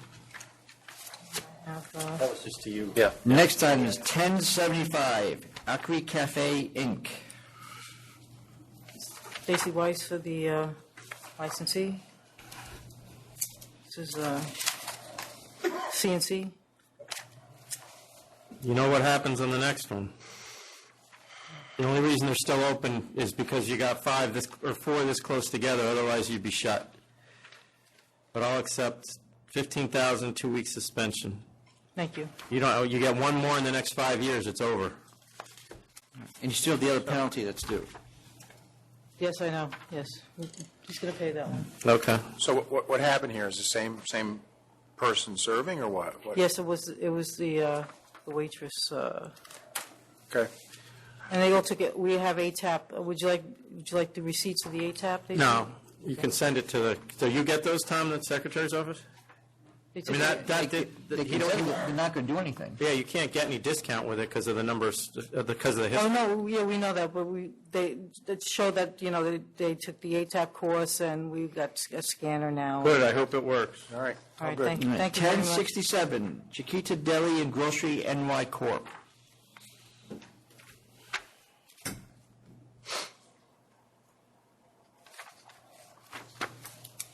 And what? 1067. I do have it. Excuse me, Chairman Bradley, she needs to translate for All me. right. She forgot to request a translator. You don't have a I don't think we can do that. We can, No pueden hacer eso. Tiene que, you want I hope, we can hold this over to the next meeting. And we can have We'll get her a translator. translator, but I can't have you doing it. Dice que te va a buscar una traductora, pero que no puedes permitir eso aquí, ahora. Solo Okay. pide para la próxima. Okay. Okay? All So right. June, La próxima es Come back on June 13th. junio 13. And a Spanish translator? Yeah. All right, we have a Spanish translator here for you, Y okay? van a tener un traductor en español. Para junio 13. Para junio 13. What, you want to hear at 10, correct? yeah, and she'll get to go early because sign in, because the translator, we want to get out the door, so. Que te va a dejar ir temprano porque quieren que el traductor se vaya temprano. Okay. Okay? Okay, thank you. So we hold that? Yep. Sorry, I just spend all day for that. That's over, yep. Next item is 1084, Ruby 1909 Corp. Good morning again, members of the authority. 1084. This is Ruby Rosa. I'm the representative for Elvis Silverio. He would be here, but when we got notice of this, he had already planned his Memorial Day vacation, or he would have been here. I actually would like a dismissal on this. No. Letter warning. Okay. That's okay. You don't get many of them, so. Next item, 1024, Bridgehampton Wine Cellar, Inc.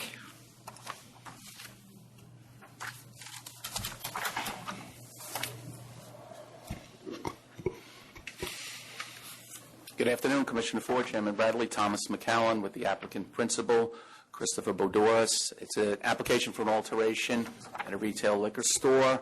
So he's just looking to add the store next door? Yep, it became available. I sent you something briefly to that effect.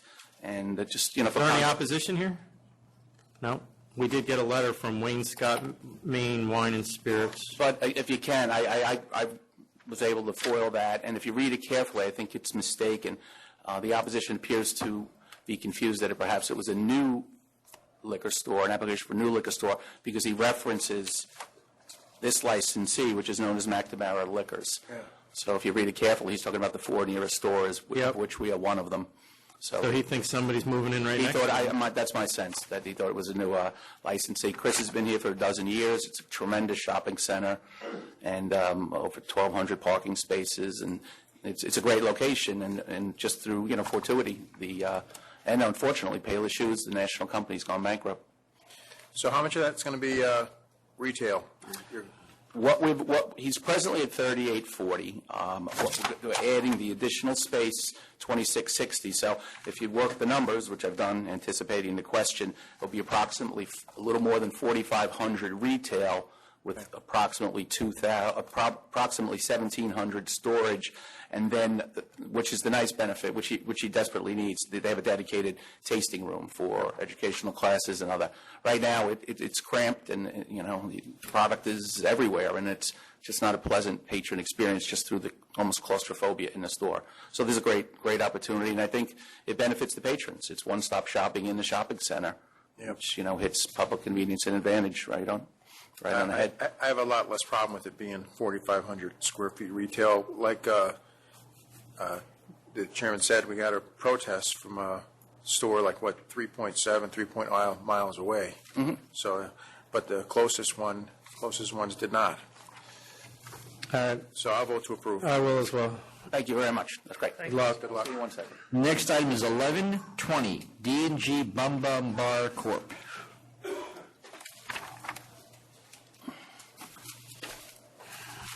This is a finding of fact. The charges were not sustained. Yeah, dismiss 1 and 2.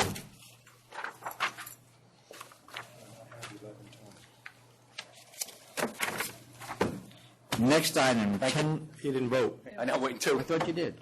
Sorry. He doesn't have it yet. Dismiss 1 and 2, yes. Okay. Thank you for your attention. Appreciate it. Take care. Next item is 1029, Matahiko African Restaurant and Lounge, Inc. Did I pronounce that right? Somebody sign in for that? Okay, let's try. So why don't we just do it? Sure. This is a no contest defaulted hearing, 1029. Yeah. For availing and I may have pulled it up by mistake, so. So sustain 1, sustain 2, sustain 3, cancel and bond. cancel and bond. All right, let's go with 1098.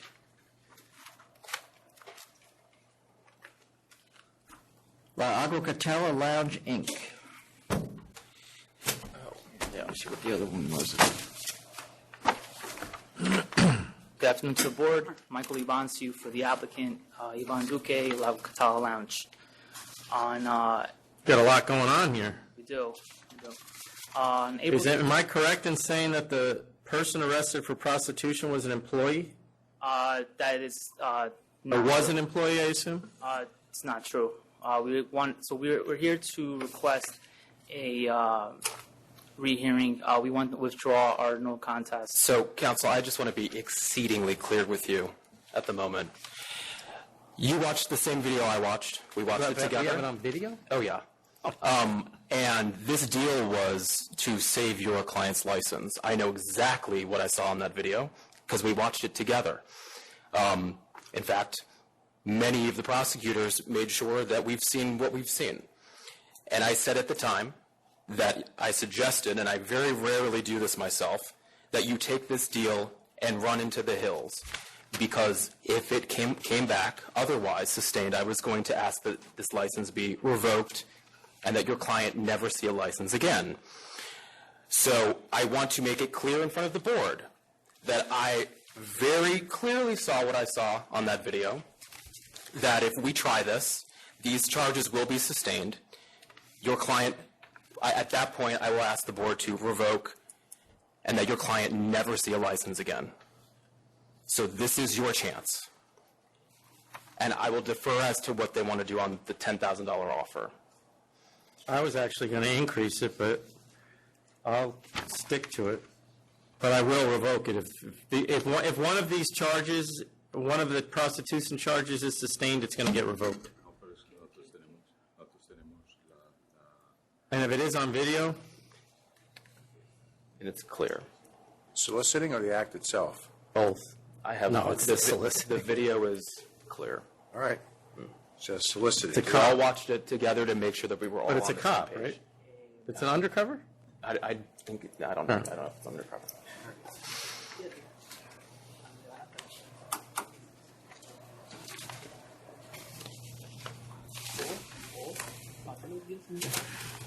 Yeah, it's an undercover. There's some good questions.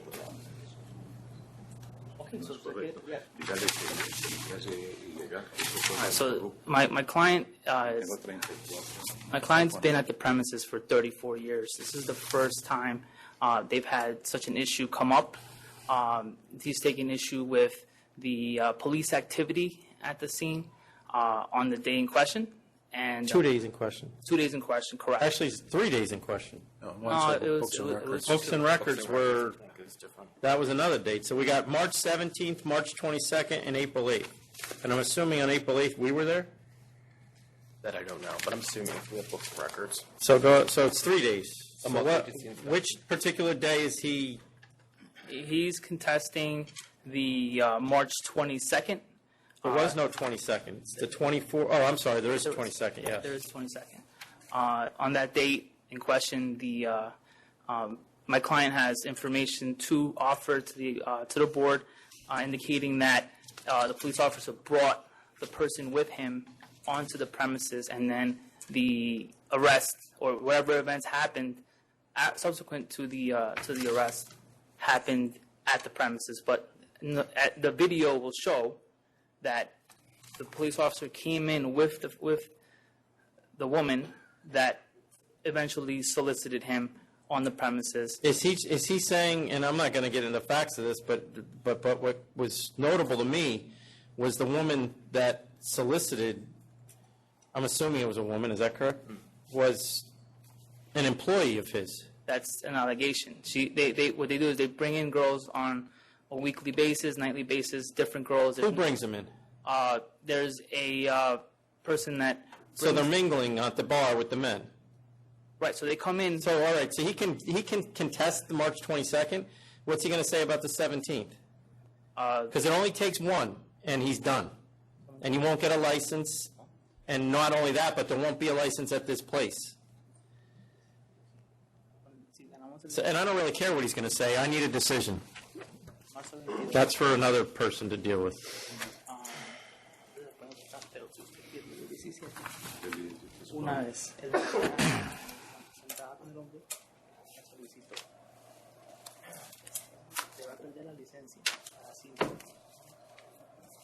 You want to go sit in the back with him and come back? Sure. Okay.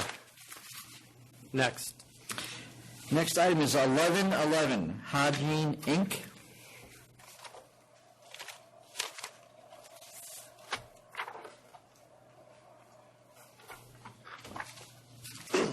Good afternoon, Mr. Chairman and Commissioner. Hi. So does your guys have a temp now? It's expired.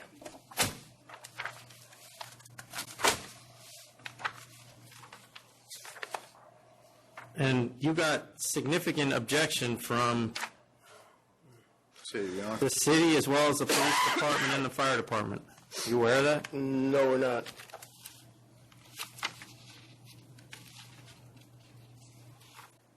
They're telling us that your clients, while not selling alcohol, are permitting customers to bring their own into the establishment, which would be not only a violation, but a crime. According to the applicant, they're not even open right now. Well, like the letters from when they were open, March. Did they let people bring alcohol into the place? So they're making it up. You get all your inspections, Yeah. and you have a corrected C of O? It's waiting on an HVAC that is being installed this week. But the plumbing, electrical have all been approved, fire department, sprinklers, and fire alarm.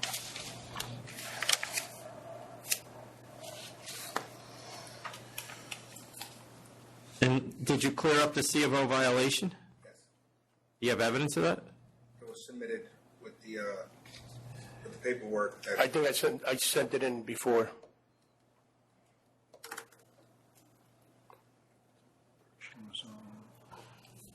I mean, I think you really should go back and deal with the town, because I don't know that I'm going to grant this, given that they know their town better than I do. And they have severe concerns. I don't know why, because it seems like this is a, Are they referring to the fact that we had shows in other places? Do we know what the concerns were that they said?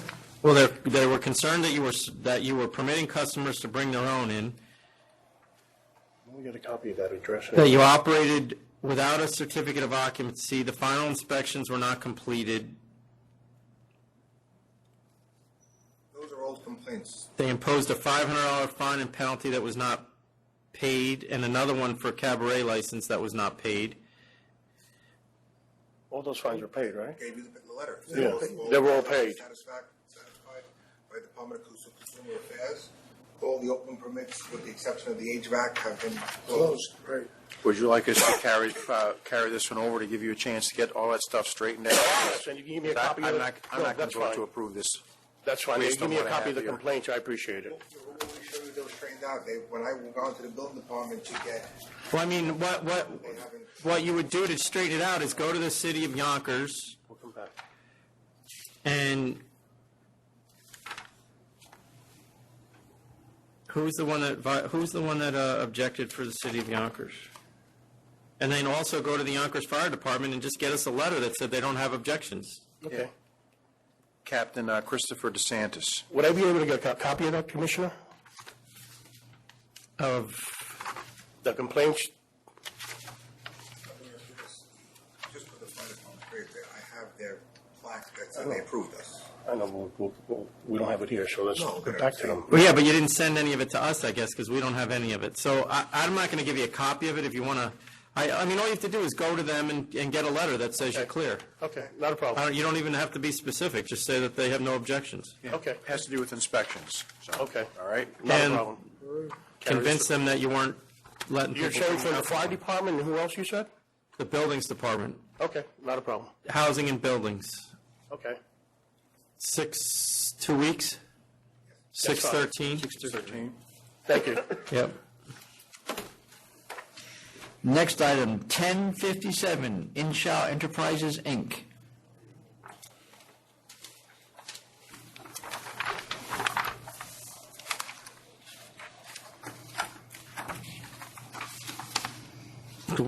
So we got a check? We sent it, So we have the check, Tom? We wouldn't have it, council's office. We may have it. If Mark says he has it. Okay. Yeah. Granted. So I'll grant the reconsideration. thank you. Reconsideration granted. 1090, Stuart Thomas Banquet Hall, Inc.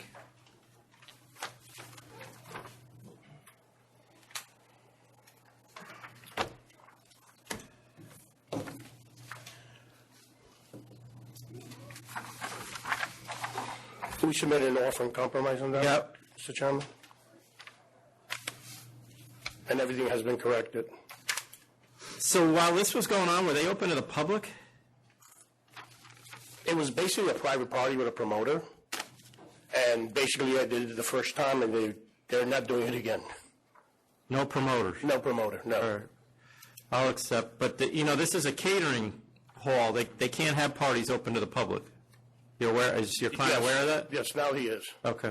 Yep, I accept. Thank you. Next items, 1102, 1103, Tasia Restaurant Corp.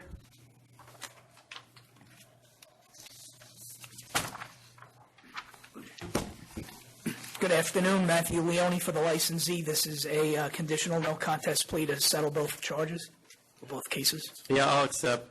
It's probably low, but you got a good history. So I'll accept. Okay. 5,500, done since 2008. Yes, I accept. Okay, thank you very much. You ready? This just in, are you? Yeah. We call 1098.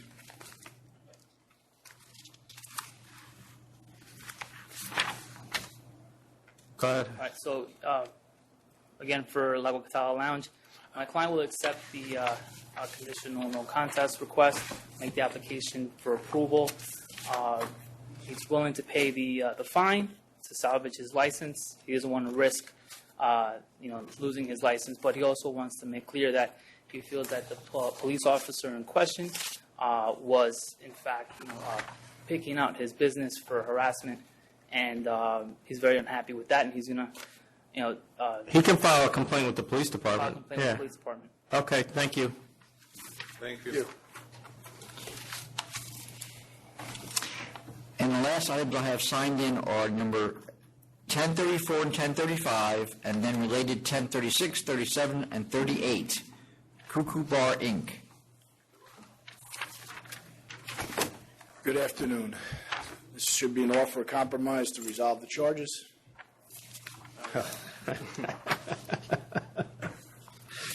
I do love seeing you. I'm not sure that's a good laugh he was giving.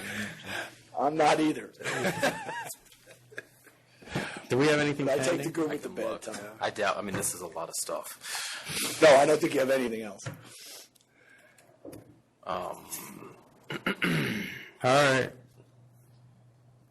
To avoid a lengthy and protracted hearing. If it's any consolation to you. It's not. But this might be a slight consolation to you. There was a nuisance abatement that was part of this whole thing. We resolved that. There was no closure period with the court under the nuisance abatement action. As a result, they made recommendations for us to have so many security guards in place. All of that's being adhered to, and there hasn't been a problem since that's gone in. All right, I'll accept. Both of them? 4,500. Wait, we got a, There is something pending from about 2 weeks ago that we just got a referral on, but it's one thing, so. It's we'll just orderly? have to go from there. I'll Looks deal like with a that. possible sale to minor, but it's just a referral, so I don't know. Okay, anything. I'll accept. Accept both? Yes. 4,500 and 15,000, right? Yes. Those are the numbers, yes. Is there any way, FIFO, I can get a copy of that video you were talking about? No, it's an undercover. It's just a solicitation. There's nothing to it. I don't have anything else signed in? Okay. I was thinking the same thing for a minute. That's why I asked. Are we ready? Yes. All right. 1010. Accept. Oh, okay. What happened to 1008? Did we do that one 1008. already? Am I crazy? No, we didn't do 1008, Tom. O'Neill's Stadium. Should that be 3,000 or? No, it's got a I history. didn't even have that in my stack. 1008. Yeah, thank you. How about 1008? 6,000. Accept. Accept. 1010. Accept. Accept. 1011. Sustain all the charges. I would revoke. Yeah, revoke and bond with a prescription. Ditto. This place wasn't even open a year. 1012. I thought this was really low. I mean, I would note, just a note on the inside of the memo, but I do not disagree necessarily. Where's the note? Very top. But I do not disagree that that is low. Oh, okay. All right, I'll accept. 6,000 accept. 1013. 1013. Accept. Accept. 1014. Accept. Accept. 1015. Accept. Accept.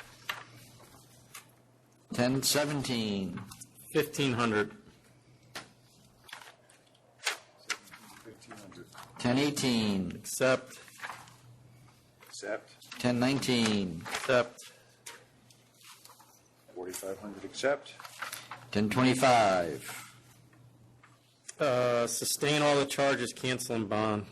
They haven't They're expired. renewed? Expired, no renewal. Okay, cancel and bond. Cancel and bond. 1026. 3,500.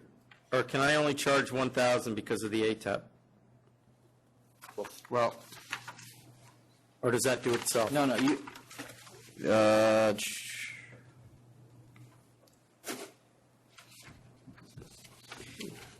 it was done before. We need to verify it. So what you want to do is it can be 35, and if we verify that the ATAP was good, then we'll have $1,000. Okay, so 3,500. That's fine. Unless ATAP. 3,500. 1027. Accept. 6,000, accept. 1030. Accept. Accept. 1032. This just didn't make sense to me. This guy's story was that Southern Wine and Spirits left the box of wine there and then came back to get it. Yeah. What was going on here? Do you have any clue? All right, I'll accept. It was a weird one. Accept. 1033. Sustain charge 1, cancel for the record. Yep, cancel for the record. 1039. Accept. Accept. 1040. Cancel and bond. Cancel and bond. 1041-42. I'll accept. Yep, cancel and bond. Accept. 1045. No. What did I just do here? 1040. Oh. 1041 and 42. 41 and 42, cancel and bond, right? Right. Okay, now we're at 1045. Right. Right. Withdraw charge 2 and accept. 6,000, accept. 1046. Accept.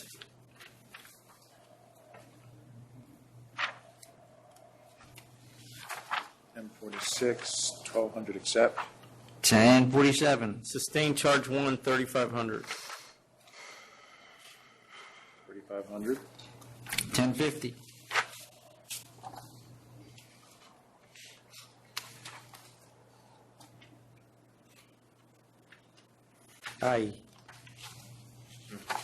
I had questions. I said, let the woman retire. I mean, Jackie, what? Which one are you on? 1050. 50, sorry, all right. I mean, are you comfortable with this or no? I was on the fence. Whatever you want to do. You were on the fence? Yeah, so you. I mean, This is the same thing that was going on. You know, the stuff gets convoluted over the years. Right. We just- most of the times we try to make it right. It depends on how cooperative they are. So do you have a recollection if these people are cooperative? No, I have no idea. All right. You want to send it back, send it back. I'll grant it and send it back to licensing. Okay. Back to license, yes. 1058. Accept. 1,500, accept. 1059. I'll approve the change in the delegation. Delegation approved. 1060. Accept. 1060, 500, accept. 1061. Accept. Well, I don't have a renewal for these. yeah, guys. I'm not sure how we're imposing a suspension, If they're expired. and they haven't, yeah, How long are they expired? since end of April. It's a month now.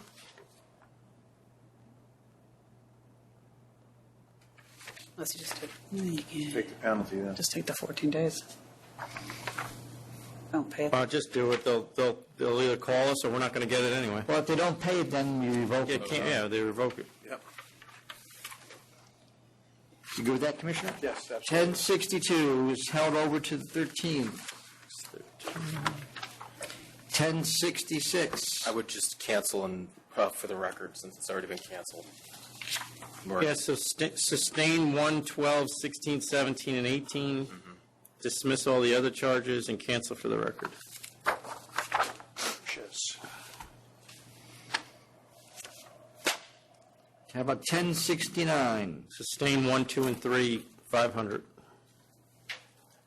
500. 1070. Sustain 1, cancel for the record. Cancel for the record. You don't want to do What? bond claim? A what? Bond claim. They paid it themselves last time. Oh, okay, yeah, cancel and bond. I didn't know that. 10, you good there, Commissioner? Yes, yes. 1071, 72. Accept. 8,500, accept. 73. Cancel and bond, accept. Name stop and location stop, though.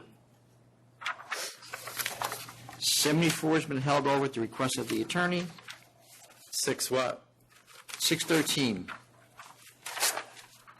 1076. Cancel and bond. Cancel and bond. 1077. Sustain all the charges, cancel and bond. This place was a nightclub from day one. Certainly was. Yep. 1078. Cancel and bond. Can I cancel and bond on that? 1078 for license. Just because it's in safekeeping, is it a No, point? it's, well, Is it not? it can't be in safekeeping if we issued the AX, so it's not accurate.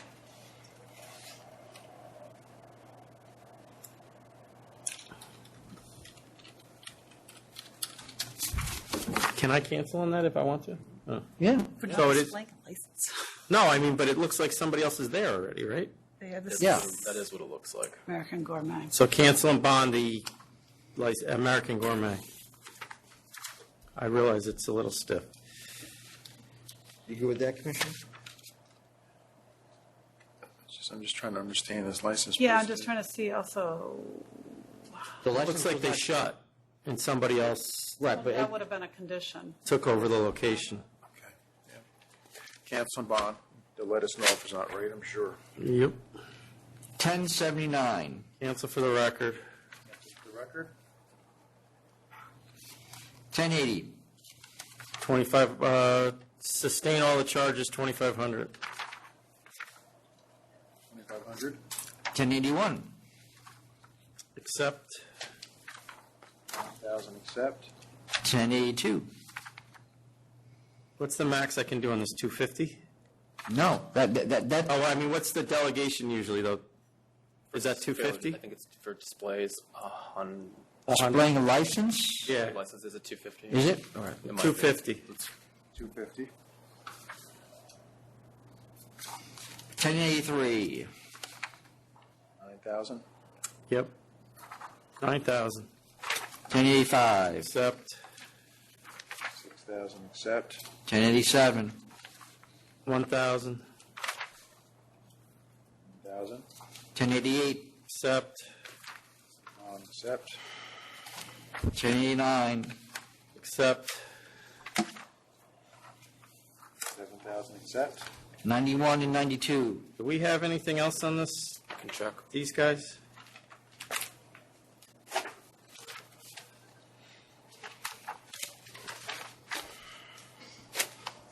It looks like just these two cases. I have nothing besides these two. All right, well, the licensee sent a letter in with his offer, and it's agreeing to close at 2 a.m. any night he's operating. Can I do that? Since he sent that in, can I put that in the license?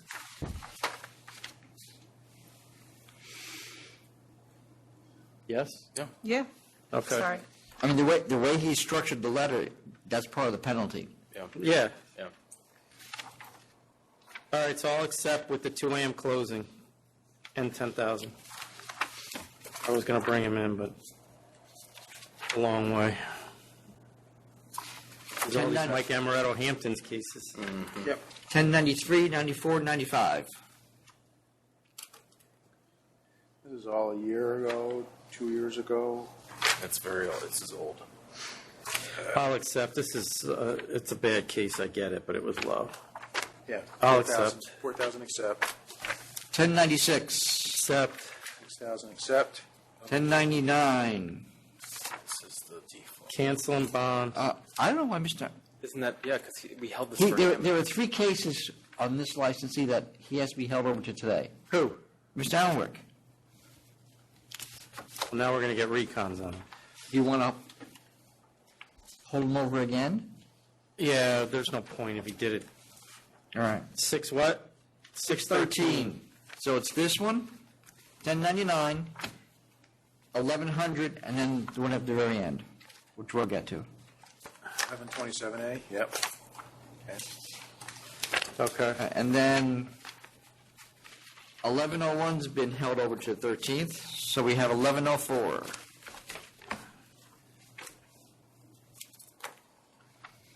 Accept. 7 days, 5,000. 1104. What happened to 1101? We did that. 1101's over to 613. Oh. Yeah. That's the hill. So those two, and then another one we'll get to. 1101 is LDD hospital. I'm sorry, that's over too. The attorney requested Okay, sorry. be held over. 1104, was it? Yes. Yeah, accept. All right, 1105. Accept. Accept. 1106. So, is this place open? A long time to get here, didn't it? Yeah, what happened here? Not that I... It took a while for the report to get done. Then when it was sent to me, I said, there's a problem with the dates. Oh, so these dates aren't right? No. The original hearing report, okay? Oh, okay. So, sustained charge 1, cancel, and is there even a bond left at this point? No. 2 years later? So just a cancellation? Yeah, cancel. Cancel for the record. 1107. Cancel and bond. Cancel and bond. 1108. Cancel and bond. Ditto. 1109. 1,500 because of the history. 1,500. 1119. I'll approve the change in the delegation of power of non-calendar items. Approved. 1121. This is straight no contest. Withdraw charge. Oh, no, 1121? Not guilty. Oh, I'm sorry. I don't have the 1120. Oh, yes, I do. Here it is. 11. Okay, dismiss 1, okay to dismiss. 1120. 1121. We did 1120. Yeah. 1120 was dismissed, right? Yes. Okay. 1121, dismiss. 1122 is held over to the 13th. I thought that would be happening. 1123. This is where cartons found in a hidden compartment. Yeah, but dismiss. What was the reason for the dismissal? This is one we talked about, because there's no affidavit. Right. Yeah, dismiss. Yeah, I had questions about that one, but dismiss. 1124. It's the other one we talked about. This is dismiss 1, 2, and 3. Officer couldn't even tell where the place was. Well, she scheduled the main witnesses twice on their RDOs. Not once, but twice. And they're not coming. I can tell you that from my past experience. 1125. Accept. 1,000 accept. 1126. Accept. That's an interesting one. Sold homemade beer. 3,000 accept. 1127. I'm actually going to reduce this because I don't want to be going after every gentleman's club in the state of New York for this. That's fine. So, letter of warning. Letter of warning. What? I'll say something after the meeting. What, did you even know that was illegal? You probably did. We used to treat these very seriously. The entire state is doing that. I don't dispute that. And I checked with Joe, and that's not why they were there. Can I, we're done. No. We have 1127, which is the Third Hills case. I left the agenda sheet on your... Oh, yeah, I got it, yep. That's going to be over to the 13th. Okay. With that, I have nothing else unless you have anything else, Chairman? No, we're done. I guess we're done.